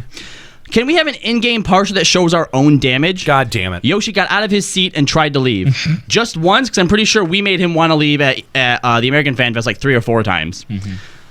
He understands people want to see their own damage. However, if they do release it, it will be a matter of time. Someone retools it and shows everyone's damage. It will be damaging to the community. They are looking into rebalancing the skills of the jobs first and looking into the skill gap of the players, then maybe consider it. He goes on to say that they have something in the future that he cannot say yet, a new system that hasn't been done yet in an MMO. So you're going to beat up on a rock, and the rock is going to tell you whether you're meeting that. This is so fucking stupid. We already have that. I know. That's Stone the Sky joke. Sea is fucking retarded. But he says they have some. Actually, it's not. We do use it in endgame sometimes. No, just put in the goddamn parser. And I Because feel according to his fucking logic, if they put it in that's going to be some kind of new measurement that people use to exclude each other. And the fact of the matter is that there's always going to be some kind of measurement tool to exclude somebody. But he's saying that their coding is going to be so shitty that you can hack into it and figure out how to display everyone's damage to other people. Already do that. ACT is already a fucking thing. So I feel like having something that only shows your own damage could only be beneficial. Exactly. I don't see it. And exactly. Because what it's going to do is people who don't care about their DPS, who don't care to get ACT, if you actually put a number in front of them, not everybody. They're going to try to push that number. But some people will, human nature, want that number to go higher. That's right. That's right, because the only number that we have to push right now is eye level, and everyone knows how meaningless that is. Everyone knows how truly meaningless eye level is, and it's a meaningless accomplishment. The real accomplishment that people end up bragging about and the numbers that they end up throwing around are their DPS scores. And to add on to Nero's opinion, guess what people will make fun of you for?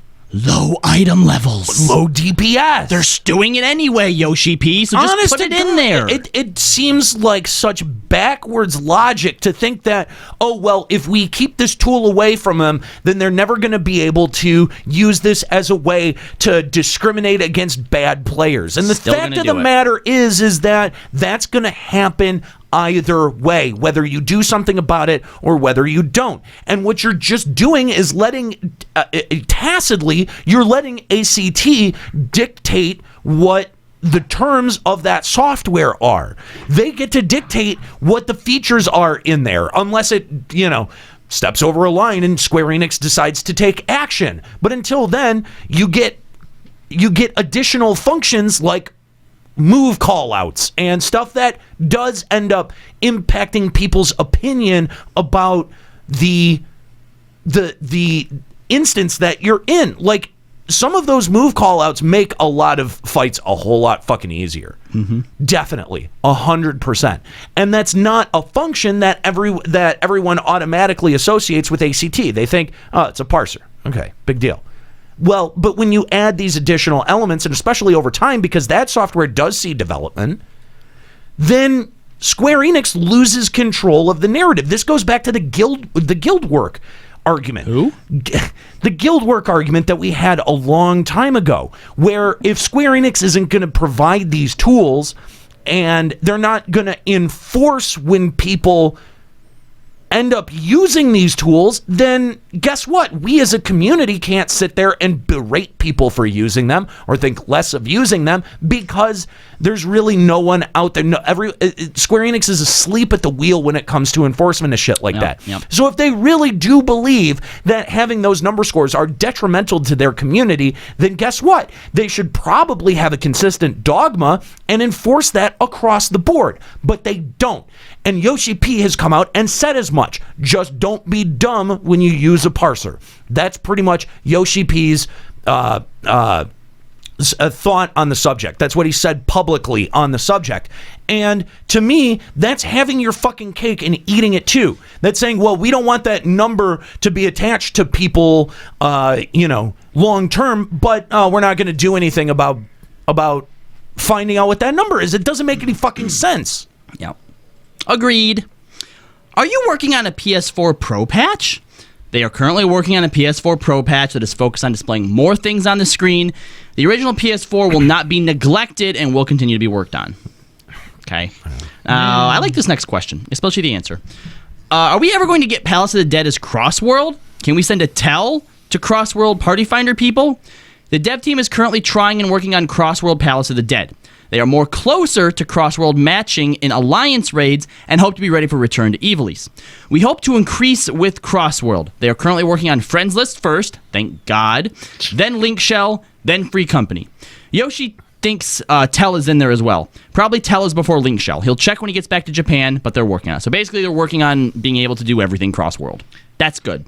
We're back to Final Fantasy 11. Yeah. Whatever. Well, we should be able to talk to people across the world. But, yeah, no, I agree. Yeah. So especially because a lot of times too, you're going to ask like, oh, is it okay if I come as this job instead of this job? But you can't send them a tell to even ask. So it's you can just ask that. Oh, you mean in order to join? Like, yeah. To go, like cross, like it says to send a tell to Party Finder people. Yeah. And then, of course, we got all this cool Guinness Book of World Record recognition. So we are now, FF14 is now in the Guinness Book of World Records for 3 separate things. Well, actually, it's just 2 separate things, and then the Final Fantasy series holds the third. That's fair. All right, so the first one, longest credits in an MMO at a staggering 1 hour and 38 minutes. Yoshi recognized the support of the legacy players and adding their names to the end. Yeah. You're welcome, Yoshi. But when I remember those credits, I remember it got to that point and then it had like an alphabet chart and you could just click on your letter to find your name. I don't actually remember them scrolling for 1 hour and 38 minutes. That's probably because you probably had the ability to just start scroll, or you could exit out of it, then go back and view credits or something. But if you watch them credits front to end, hour and 38 minutes. if you don't fast forward it at all, it's always. I just remember clicking on like my name. Yeah, I think that probably once it gets to that, that's when it gives you the options. You don't have to sit through 138 minutes or 1 hour 38 minutes. This is the one that impressed me the most. Most original pieces of music in a video game had a staggering 384 original arrangements. That's pretty. That's insane. Now, the reason this blows me away, I mean, obviously the number, yeah, but I feel like looking at other MMOs, I mean, we're going into our, I guess you could say, third expansion, if you count A Realm Reborn. Yeah, 1.0 had it original. Okay, yeah. But look at World of Warcraft. Which one are they on? And they're not this high. And I think that's when they've got so many expansions. That's when I sort of realized, at least Soken and his dudes, how much work they put in. Yeah. Like in World of Warcraft, you don't get an individual music for every area, every battle, every event. They have a few things that they kind of just use here and there. And so I really got to hand it to Soken. Absolutely. They really, really put in a lot of fucking work for that. So congratulations. He said he will continue to create more music with the new content, making more of a new world record. Can I just say that even with 384 pieces of original music, that I feel like you have that much to choose from, that the remix scene for FF14 should be way huge. Yeah. I agree. I think it should be. And don't get me wrong, I love the people that are out there doing good remixes. We make a point to showcase them every, couple of weeks here on the show when we do limit breaking music. That's how much we appreciate them and respect them.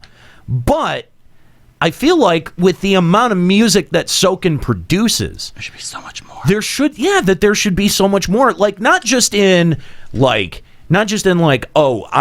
want to make FF14 remixes and put those out there, but just like in terms of like catchy game music that other people wouldn't just latch onto and be like, wow, that's a nice piece of music. I mean, there are people who make Sonic remixes that have spent 10 minutes with Sonic in their entire life, but they like the piece of music. So that's what's surprising me. That's very true. Yeah. Yeah. And, of course, to Square-Enix, Final Fantasy has been named the most prolific RPG series with 87 titles to its name. Damn.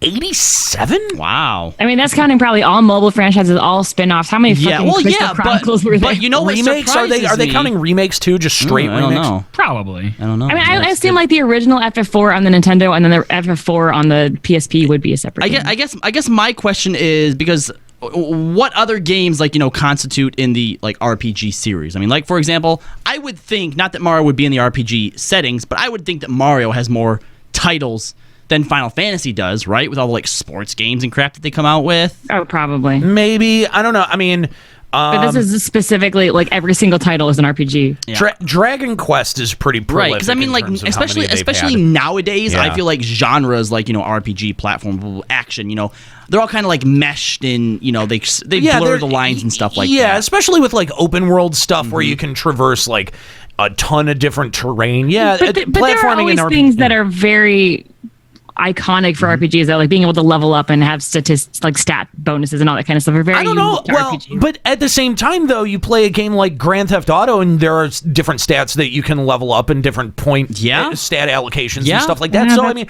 you know what I mean? It's all starting to kind of. There's a word for it that they use with technology. When technology all of our different media players, like MP3 players or CD players, it all basically got condensed down. Condensed down into your phone. And there's a specific word for it that I can't really place right now. But yeah, there's a lot of that in terms of game concepts.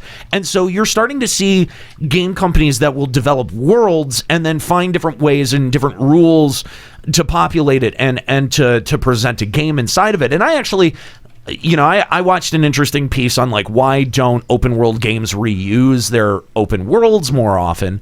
And it was a pretty interesting question that was posed, but the answer is that the second time around just doesn't feel as satisfying. And it costs nearly the same amount to update an existing, city or whatever, make a brand new one. Exactly. Fair. So, my favorite thing about this particular one now is when we go around talking about FF16 when it invariably comes out, you'll get people saying they've made 16 of those.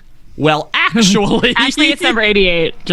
Right. For reference, Mario has over 250. All right, wow. Fair enough. Okay. So the CEO of Square-Enix says, thanks to players, they couldn't do it without the players and their continued support. They will be celebrating the 30th year of Final Fantasy this year. I hope that whatever they do is going to be big. Whatever they do, I hope the announcements are going to be fucking bigger than huge. A special fork and some wine. Yeah, and the FF12 HD remake. Oh, great, man. Whatever. Go fuck yourself. Whatever they're doing for 30 years, I hope it's got to be fucking huge. All right, so we've reached nearly the end of the show, and I guess it's time to ask Nika what she felt when she was out at what anime convention? Katsucon. Okay. All right, you have 9 minutes. So you guys were watching late at night and in a room full of convention attendees. watching the live stream. So, what was the reaction to the samurai announcement? Okay. Great reaction. Sorry, Sarah was trying to talk to me, and I'm like, go away. I'm trying to talk right now. He's like asking me if food smells bad. He's trying to make for dinner. I'm like, smells great, Senpai. I'm trying to talk about Samurai. Can we get Senpai's reaction to Samurai, please? It was like I love how we wait the entire show, like to wait her out to the very at that end. exact second. I know it was horrible. Anyway, that was really bad timing. So it was really, really cool because I was out at a Katsucon, and so we managed to organize a gathering at 4:30 in the morning of people who were really crazy and wanted to stay up and watch it together in the lobby of the hotel. And we probably drove the employees nuts, but we managed to like find a table over to the side and like put up someone's laptop. It took us forever to actually get the connection stable enough, but we were like screaming the entire time, probably drove everybody crazy. But it was really, really cool. We were really hype. I don't know, like, because we didn't expect them to open with the extended trailer, which I thought was actually pretty cool. And neither did we expect the extended trailer to be showing Samurai. So as soon as they showed it, all of us were like screaming, like stomping our feet and being like, whoa! And I have to say that I think I've said it enough through my Twitter and through, at the beginning of the show, that I am sad that it's not a tank, that I don't want to switch my role from a tank in my static because I love tanking so much, but I also love Samurai so much, so I'm at this dilemma. If it was a tank, I would switch instantly, no doubt about it. But because it's a DPS, I can solidly say it will become my main DPS over Monk. However, whether or not I switch my main really depends on how they make the battle system changes and what they do to tank. Because if it becomes like stupid and boring or like not the kind of tank that I like to play, then maybe I'll switch to Samurai depending on how Samurai plays. I think a big part of it will just depend on the battle system changes. But in terms of though, if you do change to Samurai, that means somebody else in your group has to change to tank, right? Yeah, we're not really sure what we're doing because our off tank is already said he's switching to Red Mage. Ouch. Good guy. So we're not entirely sure how we're going to rework our static at this point in time. So that's another thing, is that if I also switch to DPS, we're really gonna have to figure that out. So that's something that we're kind of barely thinking about. I had a question for you. So what are your thoughts on the fact that Escalia is our new endgame correspondent? He's as much of an endgame correspondent as I am. No. Because he static. He cleared it. You did not. That's correct. Yeah, I did clear it. No, you didn't. He cleared it first. He cleared it before you did. Yeah, you were carried. I wasn't carried. I'm a main tank. They did it without you, and then they did it with you. You got they carried. Carried you. But I had already been to like the last percent. Carried! Doesn't matter. The LBR canon is that you were carried, and Escalia is now both the girl of the show and the endgame correspondent.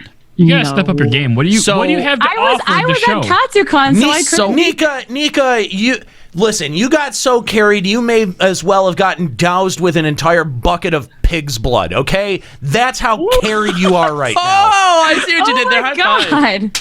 So anyway, Nika, over the next week before the next show, I need you to like sit down and really think long and hard about what you bring to this show, because your continued appearance is going to depend on it, and I will put that on thechange.org. Okay, I'll be sure to get right on that. I mean, especially Escalia, letting Escalia outclass you. Come on. That's shameful. The only way... It's not. Escalia is a good player, believe it or not. The only way that you can outlive I don't. Is if you clear 12 without him and before him. No, I'm going to clear with him because he's in my static and every member of our static. No. If he just so happens to not be there that day, then so be it. No, Nika, you've got to politic him out of that group. You've got to get people. This is like Survivor. That's right. It's like you've got to vote him off the island. It's you or him. That's right. No way. He's a valued member. Your spot on the show depends on it, Nika. It's you or him. It can't be both of you. I will say I am disappointed in the artifact or the default samurai gear. He walks out on the stage and like, oh my god, he looks like Orin. And well, yeah, he looks like Orin and it's cool. It's not the samurai we were all expecting with a cool, like, we get fucking kabutos for the New Year's event every single year with a different fucking animal on its head. Like, I was hoping we could at least have a cool, like, FF11 style samurai kabuto. Nope. But Not gonna happen. Apparently not. You Or get maybe the that'll murder come in hobo. like future artifact, like gear specific tome sets. Or Look, the fact that you can make it between the FF11 event gear and the Kabutos that they end up handing out, you've got it. And the FF11, I'm wearing the FF11 gear right now, and while it looks like samurai-ish, like it's just a fucking like headband. It's not actually a Kabuto, and it doesn't really. I don't know. Like Infinity Fox says these guys are like the angel and devil on her shoulders, except they're both devils. Just so huge that's my assholes, one yeah. complaint. But I do want to say the actual aesthetic and like look of the way that the samurai like swings and attacks and stuff looks really cool. And I was like freaking out over the whole like put up your sleeve, wipe the blood off the sole of your sleeve. I thought that was the coolest thing. Oh no, it was the coolest, like aesthetically cool like thing. I was freaking out when they showed that. Did you get your complimentary vape and fedora after you thought that was cool? Because that is the most be cool. That's awesome. Yeah, it's as cool as scholars pushing their glasses up on their fucking face. No, you know what's cool, Nika, go shave your neck beard. You know what's cool, No, Nika? thanks. I like it. It keeps me After warm. you stab a whole bunch of people with your little stabbers, you lick the blood off. That's cool. Ninja for life. But that's insane. You could get Or until AIDS it's that blood. way. Why would I lick somebody's blood? That's disgusting. Because you're a badass. Yeah, duh. That's how you get AIDS. Exactly. That's what I just said. Yeah, it's Don't AIDS you don't, stands I for don't want my badass. character to get AIDS and die. No, thank you. I'd rather be you- a badass and wipe it off on my shirt and then throw my shirt in the washing No, machine. you really don't want your character to get Hulk AIDS. But I am already a Hulk character. That makes it doubly bad for you. That's like super AIDS for Super Hulk AIDS. Yeah, you're gonna turn into one of those people who have like that muscle that's in between their neck and their shoulder, and that muscle's gonna have a muscle. It's gonna look terrible. And you're gonna have to Actually, name I it. hate that muscle. That's so ugly. Ugh. You're gonna have to name that muscle because it doesn't have a name. Name it Baldwin. I know you can ingest blood and not get AIDS. I know, but it's Who's not saying that in the chat room? Crunchy XIS. Holy shit, Crunchy! What the fuck is wrong with you? Like I know that, but if you have any kind of anything that will get the blood into your Crunchy? system, How do you know this? Why do you know this? Have you licked AIDS? Have you Why tested are you these things? Have you sharing licked this somebody's with us? blood? AIDS. None of this is okay. AIDS. Even if I don't switch my main to Sam, I will show up as Samurai to every single episode in studio, so you guys can look forward to that. The end. Not if we remove you from the FC and lock the house. I'm not even in the FC. So all we have to do is lock the house. There you go. Actually, there you go. But then nobody else can come to see it in the studio. Worth. That's a small. You're saying that's Worth a it. Small price to say in order to get me to not. Hey, well, they are doubling the house inventory spaces, so we can just fill the basement up with stuff and then just be surrounded by stuff like hoarders. Just fill it up with mannequins. Oh wait. You know what? Because they're doubling the size of stuff that you can have in your estate, I do think that there needs to be an FF14 version of hoarders. We need to make that show. Someone has a quick question I want to say. I think the scabbard is cool. I don't know if they're going to have like any kind of moves that incorporate the scabbard. I do think it looks aesthetically cool. I am a little bit sad about monkey gear sharing, although it makes a whole lot of sense. I feel like I just don't want, because there's a lot of gear that looks like monk, like the chest wraps and that kind of stuff, and I don't want samurai to look like monk. So I guess it depends on what the aesthetic of the gear is going forward, whether or not that's a good decision or bad decision. It's gonna be all cloth, Nika. Yeah, it's all. But I mean, cloth. that does kind of prove that they're not really going to go in the way of armor. And Of you know, the cool Shogun. And even before, like there were tome gears where like, actually they didn't do it with this set of tome gear, but the original set back then were each class had their own tome gear. Like That Warrior was had just its the own original Paladin. AF. There was two. There was two though. There was AF and the AF like second version of it. Yeah, but that was just And a so if recolor, they ever wasn't do that, It was a sorta. recolor. If they ever do that going forward, they could Like a make third recolor of AF? Shogun gear. No, they I could don't make the see it. Shogun gear from that going forward. Why? You're a fucking murder hobo shogun in a bathrobe. That's your role now. That destroys property. By the way, we didn't get that for Dark Knight. Like they didn't go back and put that gear set in for Dark Knight. We got the standardized gear set that dropped out of the job quest, but that's it. That's it. Yeah, but why can't samurai standard gear be armor? Because you're suck. a fucking murder hobo. Because Square-Enix is the true troll. And you smell bad.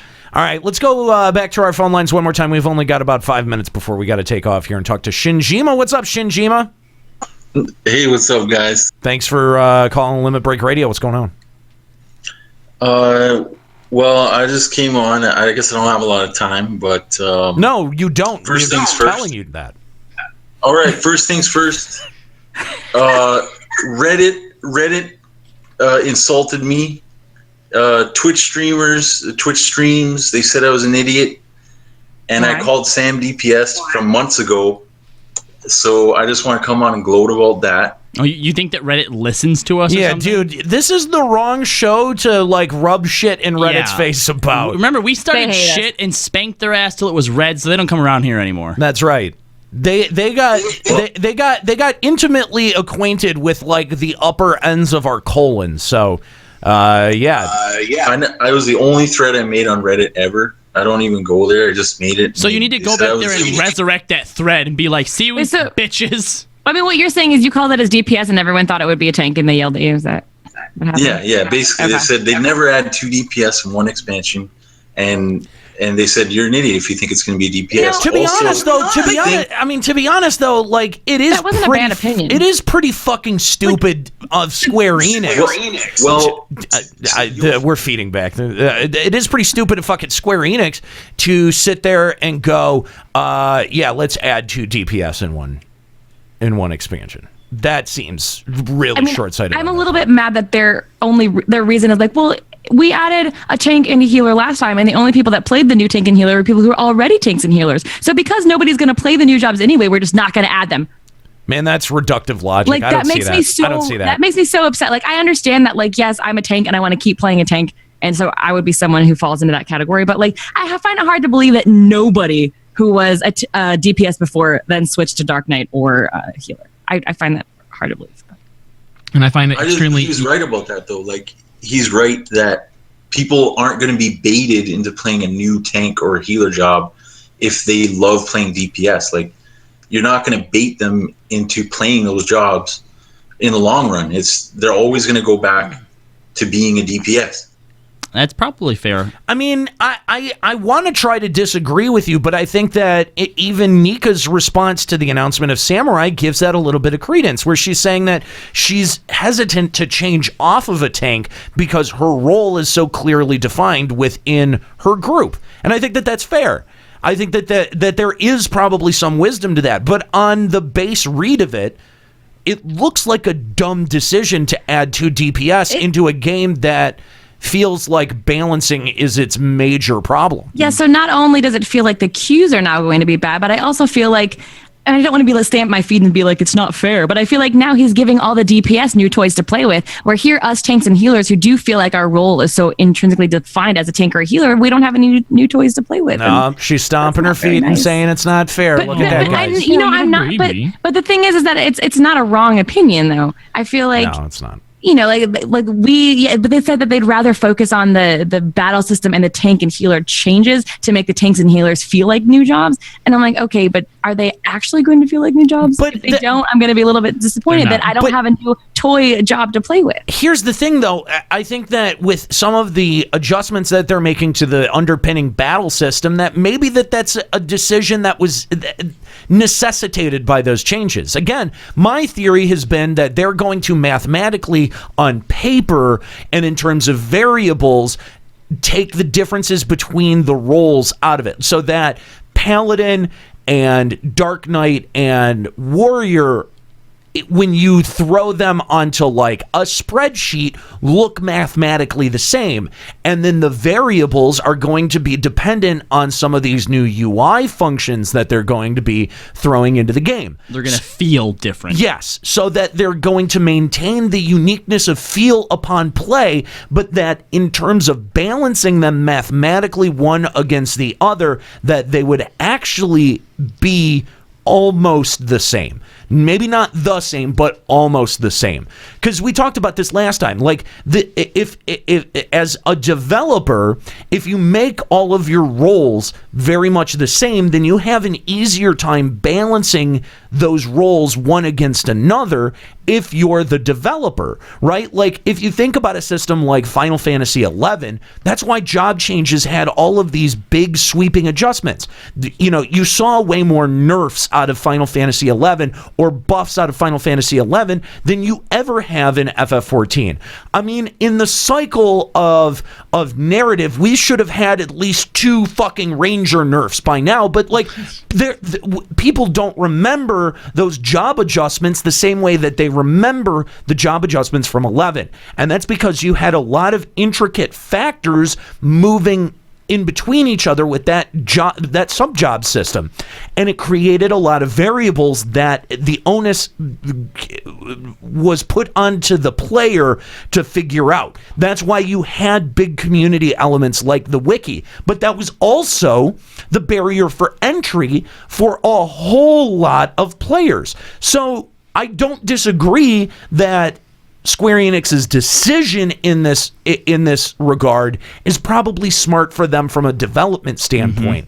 I just really hope that the focus that they're going to be putting on, if that's if that's their end goal, to make everything mathematically similar to one another, that they find interesting ways to make it vary on the player-to-player basis. And the big keyword that I heard out of all their presentations was changing the UI and adding job-specific UI portions. And I think that that's where a lot of the variables are going to be driven now. Well, I just want to add something about the queue times as well. I know I was going to call. I actually called in for combat changes, but I don't have much time. But about the queue times, like a lot of people are forgetting that healers and tanks, they queue multiple times for the leveling dungeons that we're going to get. Like they don't just queue once; they'll queue twice, or queue 3 times to try and get the new gear. It's an easy way to get experience as a tank or a healer, because you get instant queues anyways, right? So I really don't think the queue times are going to be a problem. 60 to 70, they won't be bad. But 50 to 60, I still foresee them being pretty bad. Because like they said, people who already play tanks and healers, like people who don't play tanks and healers aren't going to be playing tanks and healers. So the people that play tanks and healers have already leveled them to 60. That's right. Because there's no new tank or healer, nobody is leveling a new tank or healer. And so 50 to 60, I still foresee being pretty bad. 60 to 70, maybe not. Yeah, you tell them what it's a boot, Nika, hey? The thing about that decision is I think that factor really does justify Square Enix's decision to start these jobs at later levels. Like new jobs like Dark Knight got added in at 30, Red Mage and Samurai are going to be added in starting at 50, and I think that those are probably smart decisions, especially if you don't have additional people queuing as tanks and healers throughout those early levels. That was probably a smart decision on Square Enix's part, but it does remain to be seen, and I do think that for a while, queue times are going to be fucked. Yeah. But we have a whole lot more tools at our disposal to be able to form parties. We've got cross-server party finder. Hopefully matchmaking will somehow be improved. We'll see, man. We'll see what ends up happening. Thanks very much for the call, Shinjima. We appreciate it. That's going to do it here for Limit Break Radio. I think we've run our time all the way to the end. Nika, was there anything that you didn't get to mention about Samurai? No, I don't think so. Other than just really, we have to wait and see how it plays before I can make a solid decision. But I can say I will definitely be playing it. I hope it's the new Machinist. I mean, it is possible that it will be unbalanced at the start, just like Astrologian was horrible and Machinist was kind of bad. But that's probably a fair expectation. I mean, that's I'll still play it. Yeah, that's probably a very fair expectation for it to be unbalanced or broken right out of the gate. Absolutely. Warrior had the same thing. Yeah, but if you really love the job too, like, and you're like, if Warrior originally was a DPS and then Dark Knight came out as a tank, would you still have switched to it? Yeah. You know what? If you think back to 1.0, there was a question for a long time whether Warrior was a DPS or a tank, because they didn't have assigned roles. They didn't. And people would use Warriors as a tank. Actually, absolutely. That was bad as a Paladin because people would use Warrior as a tank when it was more aligned with you mean DPS Warrior as a DPS, right? Yeah, well... No, actually, I don't know. I was like, as a Paladin, I was like, I'm the tank. But they're like, no, we just rather have a Warrior tank. Like, owned. Oh. I'd actually just rather have anyone but Nika. See, I actually remember going to things as DPS. Like, as a warrior, but they're like, yeah, just do DPS.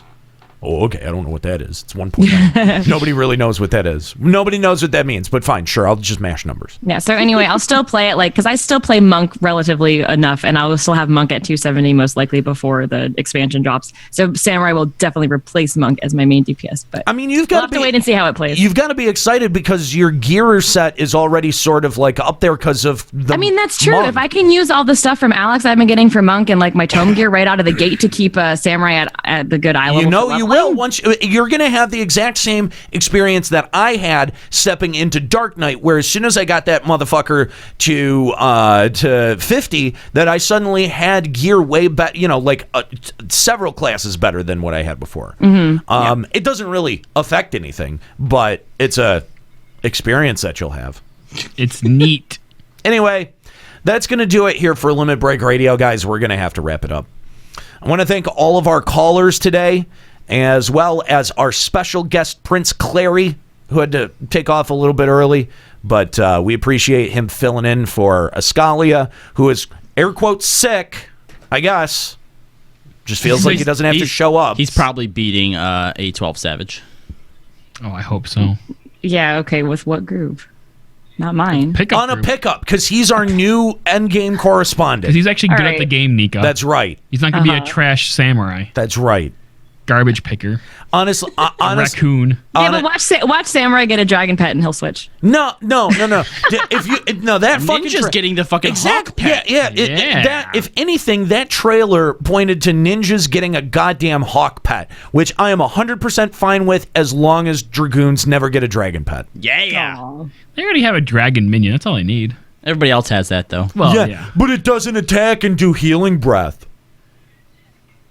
You know that's his big complaint, right? It doesn't do healing breath. Yeah, okay. Yeah. What do you even need healing breath for? He's an idiot. Why are you even asking? Hey, Z's I an thought you idiot. just said he was a good player. Z's? Yeah, that's like the official way to like not gender assume somebody. Oh, right. Yeah, that's right. I don't know. So you're talking about like the cockatrice that are called Z's? I think that's a Ziz. Ziz, yeah. Yeah. What is Ziz? What is Ziz? God damn. Oh my God. Anyway. All right, guys, that's going to do it here for Limit Break Radio. Guys, thanks so much for joining us here today for episode number 101. Man, it feels like we're rebooting. Feels good, man. We're rebooting the show. We've fired Ascalia. We're hiring Prince Klari. We're in the midst of doing a change.org to fire Nika and get butt sliders. No, garden sluts. I feel honored that I need to change .org, whereas Ascalia could just get fired out the gate. So. Well, to be fair, it's because you're more persistent. Like a cockroach. Yeah, you show up. He just fucks off. You show up late, but you I don't show up late. Get out of here. Reason we were late today, guys. No, I was here. Canon. It's canon. No, it's been said out loud. It's canon. Anyway, all right, guys, we got to wrap it up. Thanks so much for joining us here at twitch.tv/Limit Break Radio. If you're tuning in here right at the end, you can catch us from the start every Sunday starting at 4 p.m. That's live here at twitch.tv/Limit Break Radio. You can also check out the recording of this show when it comes out on Tuesday evening over at our website, limitbreakradio.com, as well as check out a full archive of our show going back to 2006 when this show first launched to cover Final Fantasy XI. Oh my God, it's been over 10 years. A bajillion years. A decade. That's insane. It's like our whole lives. It is. Not really. It's a third. It's like a third of our lives. Yeah, for real. That's actually kind of accurate.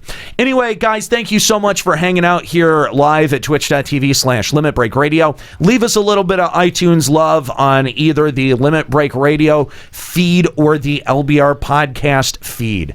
We're going to be doing some updates to our 11 show archive, so they may be unavailable for a couple of weeks, but we will let you know when they do become available over at our website, limitbreakradio.com.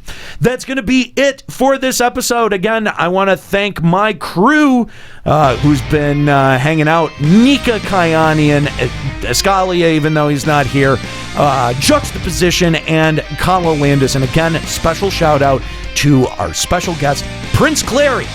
I'm Aniro. Keep listening.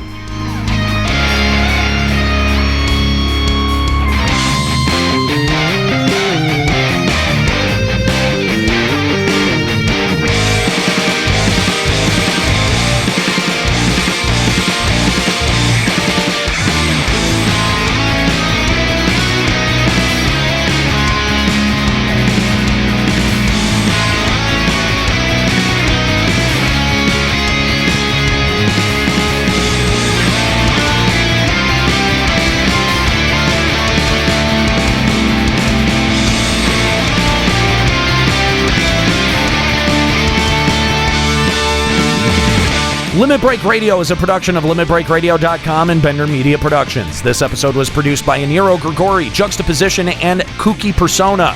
Final Fantasy XIV and Eorzea are trademarks of Square-Enix. Funding for Limit Break Radio is provided by Miri Kennett, Satori Komeji, Dark Flux, Null Packet, Shira Heartslot, and fellow Limit Break Radio listeners. To support Limit Break Radio, visit patreon.com/Limit Break Radio. Opening music in this episode from Daniel Lambie. Listen to Man with the Machine Gun and other great tracks at facebook.com/Daniel Lambie Metal Gamer. Closing music in this episode provided by Husky by the Geek. Listen to this and other great Final Fantasy XIV and video game rock covers and original music at facebook.com/Husky by the Geek. In-game graphics for Limit Break Radio's Twitch stream are provided by Diamond Multimedia. Check out their line of AMD graphics cards and other hardware at diamondmm.com. Limit Break Radio and its hosts are solely responsible for its content.